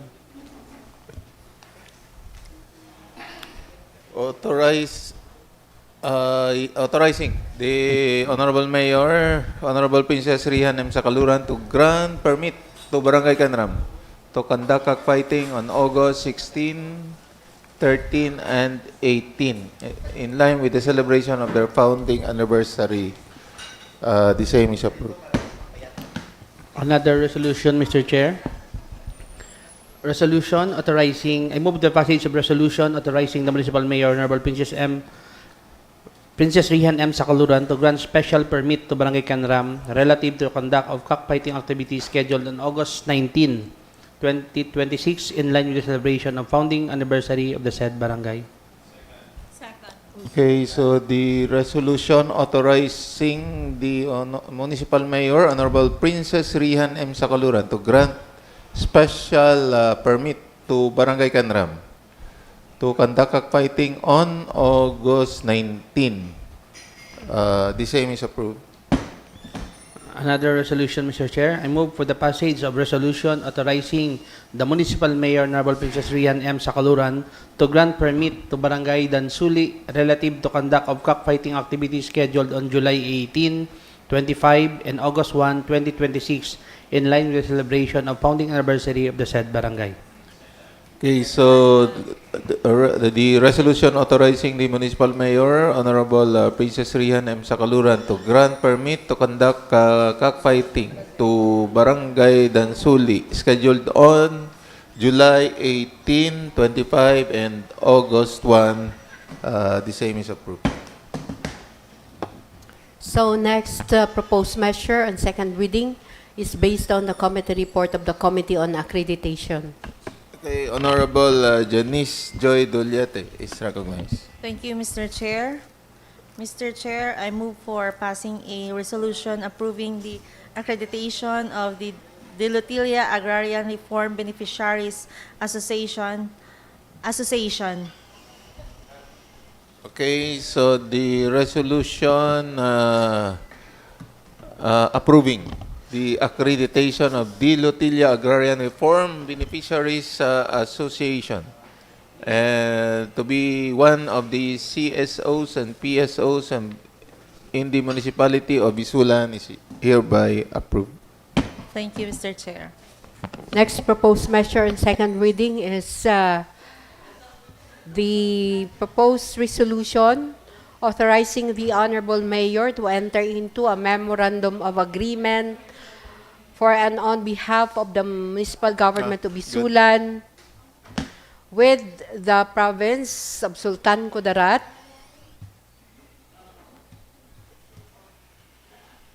and 11 municipalities of the province of Sultan Kudarat with the Department of Health, SOC Sergeant Drug Abuse Treatment and Rehabilitation Center, represented by Chief of Hospital 3, Imelda K. Quiñones, MD Maha DP Com FPSMSG, relative to the provision of quality and accessible transdisciplinary treatment and rehabilitation services to drug dependents.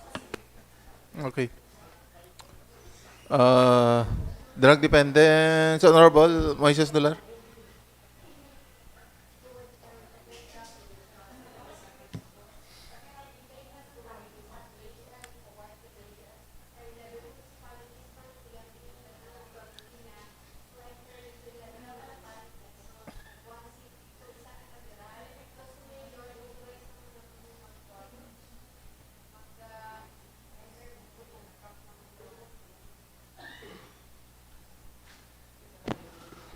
Mr. Chair, I move for a resolution authorizing the Honorable Governor Honorable Mayor. lang, To enter into. I move for a resolution authorizing the Honorable Mayor Princess Rihan Sakaluran to enter into Memorandum of Agreement with the Soxargin Drug Abuse Treatment and Rehabilitation Center. Okay. Okay? Okay. Second. Okay. So, the resolution authorizing the Honorable Mayor, Honorable Princess Rihan Sakaluran, to enter into the Memorandum of Agreement with the Soxargin Drug Abuse Treatment and Rehabilitation Center.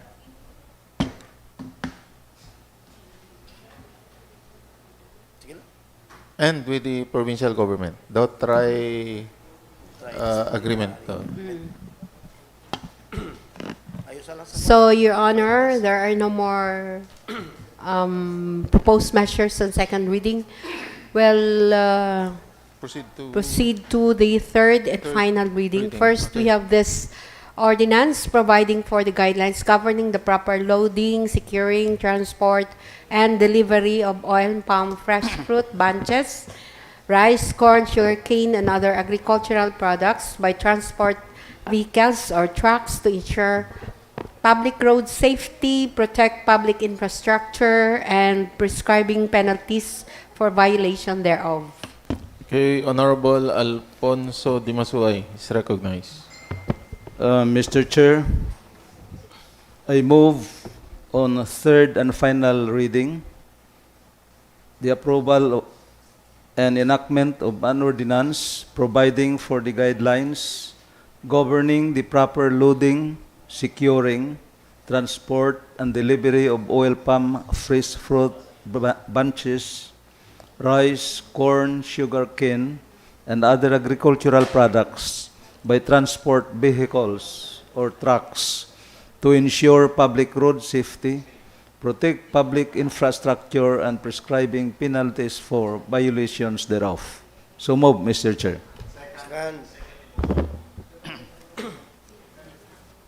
Okay, so the ordinance providing for the guidelines governing the proper handling, securing, transport, and delivery of oil, palm, fresh fruits, bunches, and other agricultural products is hereby approved on third and final reading.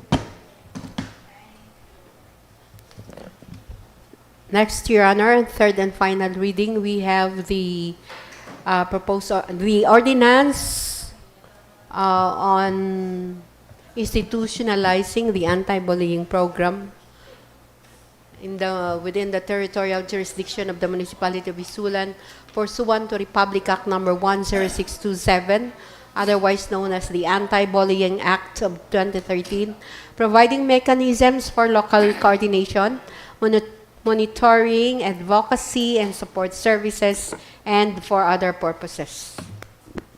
Okay, so Honorable Moises Dular. Thank you, Mr. Chair. For the third and final reading, I move for an ordinance institutionalizing the implementation of anti-bullying program in all public and private elementary and secondary schools within the territorial jurisdiction of the municipality of ISULAN, pursuant to Republic Act number 10627, otherwise known as the Anti-Bullying Act of 2013, providing mechanisms for local coordination, monitoring, advocacy, and support services and for other purposes.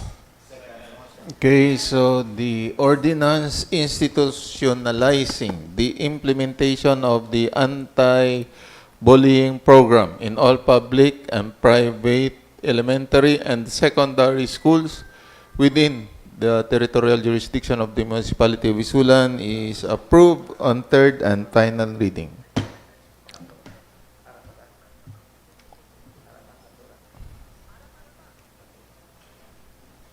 So, Your Honor, we have already exhausted the items in the order of business. We are now on the unassigned business. So, any unassigned business? So, any scheduled activity for the week?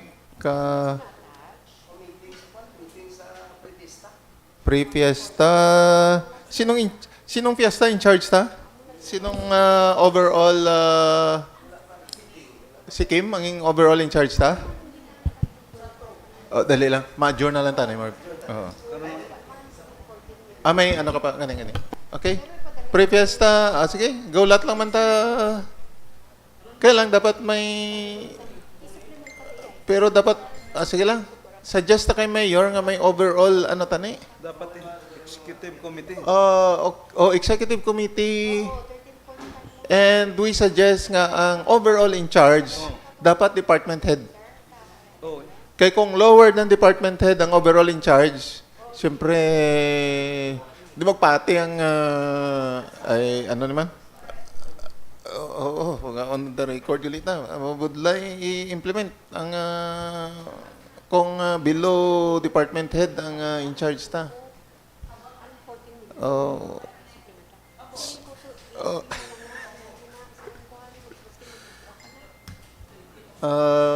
Sige. So far wala ta ka-receive, may nagtawag sa aton. Gin-invite for the fiesta meeting. Oo. Dapat ma-suggest ta kay Mayor kung sinong i-designate niya. And then from ano laman, ang ulo laman i-designate. Then after that, the head will receive instruction, then proceed. Okay, any other matters? Yes, Honorable Marvin. Thank you, Mr. Chair. A while ago, I talked with the project engineer of the one repairing the dike sa niya. Dike at Kulambog. Kulambog, I mean.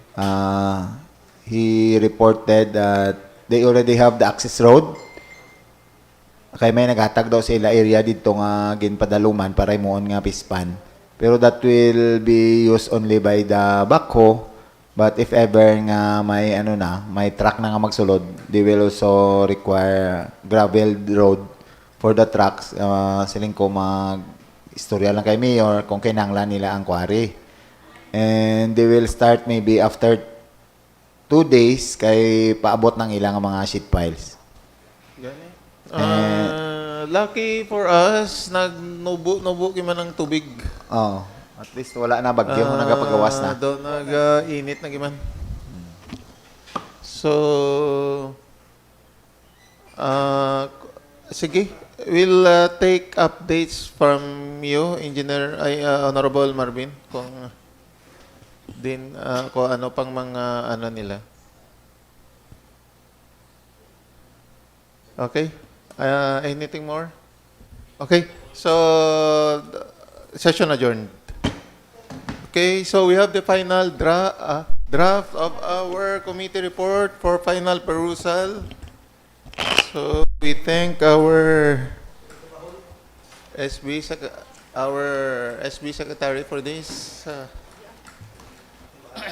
Kung okay na, we will all sign Mr. and Chair. proceed with the... Okay. Mr. Chair, I suppose there's a clerical error under page 1. Page 1, sige. SK Reform Act of 2015. 1015 na binakabutang dari. It's do clerical error malani. May Madam Rax, may ano ta ba? page 1. Ano na tawag? May pa-proofread ka pang magbasa gid line by line bala, pag word for word. Oo, Is- paano ko lang? Oo, si Aida Guru or si Ailina? To check for grammar, spelling, and ano. Oh, mga figures, numbers. Na.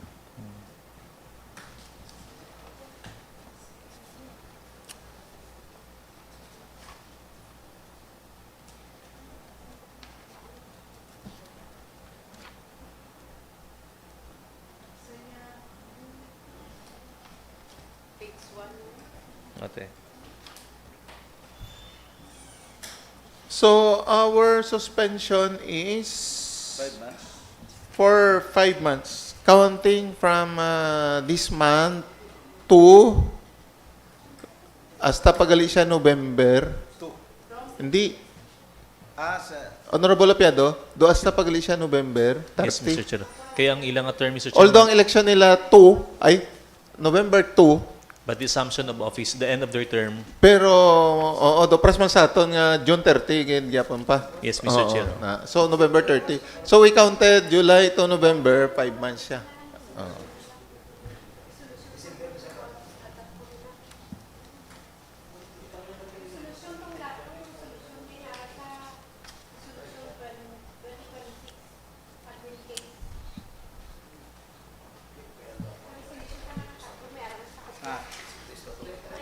Mr. Chair, of the record. Yup. Oh, adjourn na ta. Adjourn na ta. Adjourn na. 5 months sa iyang maximum. In case ka may ara sang extension sang election, can the mayor act on the letter of the SK? Di, sa tanong ko gani, after ma-receive ni Mayor, pwede niya na i-accept tong resignation. Brato mo? Oo. Ang worry mo lang to kung i-accept yung bang registration nga wala kita decision, wala findings nga may liability siya. So, daw nag-resign lang siya kag nag-graceful exit pa siya. Meaning, daw malaning purpose ni nga nag-design ta. The format, Mr. Chair, is in the form of a committee report. Tama ba ni? Oo. Ang committee report, then we will have our daw tong resolution gid. Ha? Tong adoption na. Tong special session sa last week. Special session siya. Oo. Tapos, Madam Rax, pirma tanan sa committee report. Pero sa resolution, daw kita na lang, no? Oo. Sa plenary naman yung resolution, abi. Oo, sa plenary na. Special session na to siya. Na-adapt na natin Tama. na siya. Oo. Diba? Kasi sir, Amo na yung resolution, Adapted no? naman. Oo. Kag pag-assume sang new chairman, dito na, request ta for audit. Pag-receive niya siguro sang resolution, amo tong one vice. Oo. So, 2 things ang obraw ni Mayor. Pirmahan niya ni. Oo. Pwede man pirmahan niya ni. I-approve niya ang, i-accept niya ang resignation. Depende lang sa ilang interpretation man sa babaw. Kung anong ilang action. Ang effectivity sa iya nga penalty from Approval. receipt sini. From receipt? Niya gid Oo. sa resolution. Pag na-receive niya, muna na mag-recon ang Oo. ang reconing period niya na. Oo. Daw ang law na ang mag-apply, Rax, kaya ang law na gambal nga immediately executory upon receipt of the decision. Away ka po. Laba, pantay ko na. Nagwa. Ato, bigay ba mo? So, okay. So, kung wala na, let's us all sign the... We request the staff to assist. Sige. Ang signing. first page lang is done Ay. Plan mo lang first page. Anong signing to? Baha po siya kay Wising Republic Act 1015 na been revised 2015 na bito. 2015. Isla na first page. First page mo lang. Wala na sa first page sa likod sa kamot. So, hindi, ang pirmahan ta, every page, no? Every page pa? O sa likod na lang? Excuse, Sir Pons. Anong sa province? Every page ang pirma nyo? Or every page? Every page daw? Ah? Amo na na. Pero may first, liwato lang first page. Oo.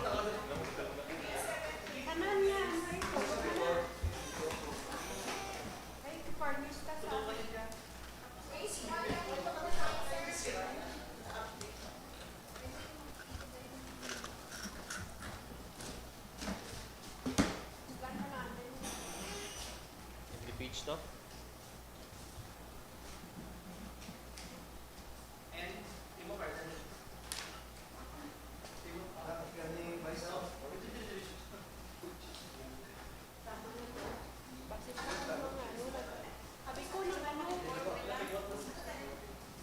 Sabi ko ano pa niyo ba, hindi na?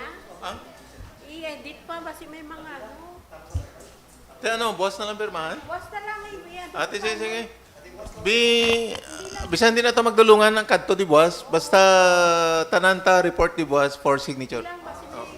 Kaya i-proprint na kita na isa-isa. Kagiyan. Ibalik pa. I-proofread nga, ida. Kaya ko ako, kisa taga-kuwan matang. Oy, balik lang, anay. Atong wala sa mga kuwan, as is siya eh. Ano?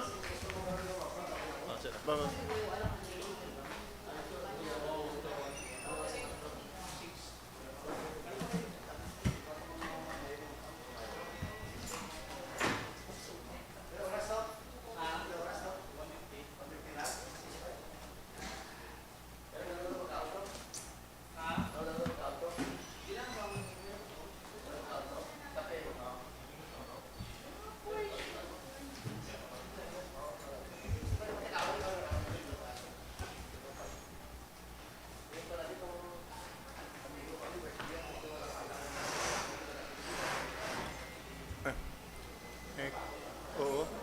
Nakontak tong si Lisa Blaming. Dali lang. So, okay ng BIR niya, di ba? Muna to.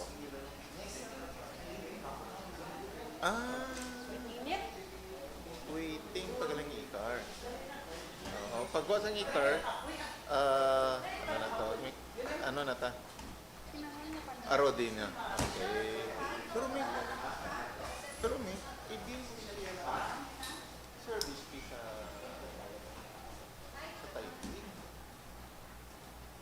Oo.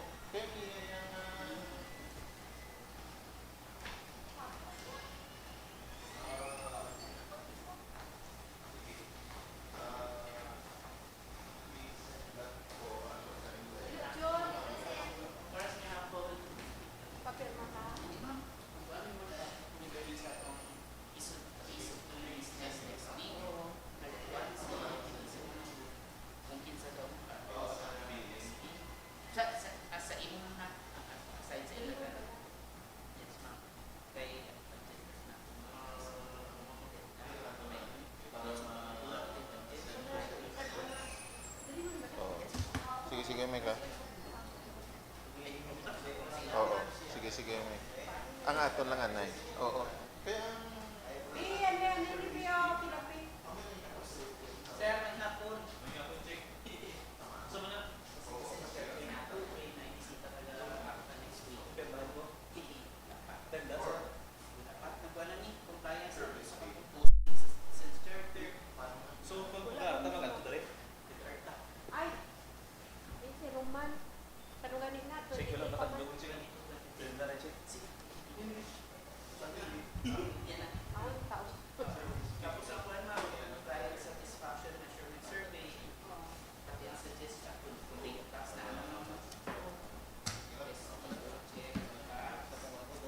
tulong ko sa ano ni. Sige, Mike. I-send mo lang sa akin. Sila license. Oo, donation pati ang service charge. Oo, sige.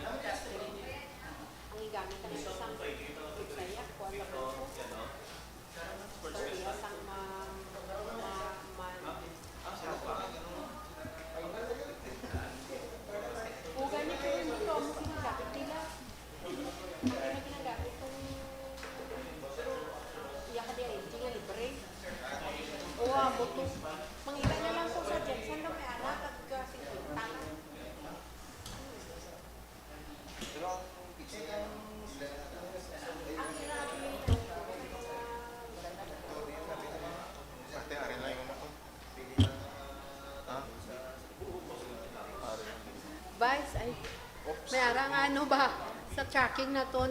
Ang iya sang may nag-propose nga ang iya nga presyo 800,000. Tracking? Oo, sa Di, itong tracking. iya na lang sa BMLP, ato next be. BMLP may ara mo. Oo. Nung Ila, do hindi na ko kaintindi mayo ba, pero ipa-connect di ko. pa kadto abala diri ba? Oo. Ipa ano ko. Kay para kung manuglitan na ko kinahanglan maano na na siya. Di arang-arang ka na to iya ka BMLP. Oo. Mahal-mahal ta na tong inyo.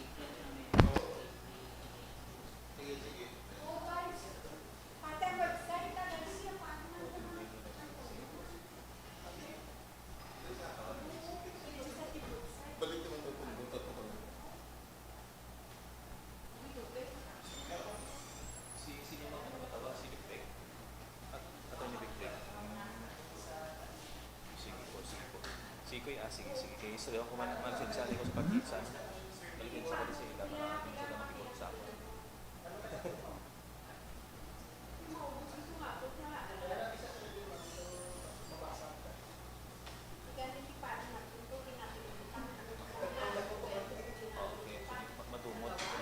Madumot at national.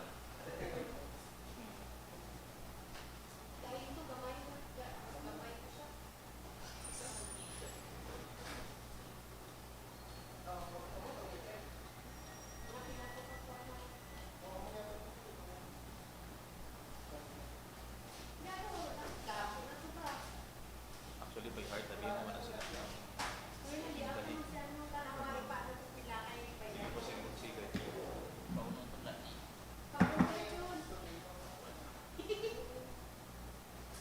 Ay, upuan games niyo kay bagulang sa bagulang ka bata.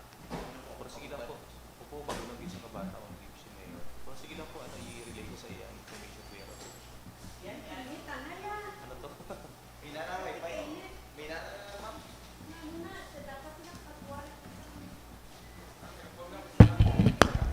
Hindi ka pila na naginip yun?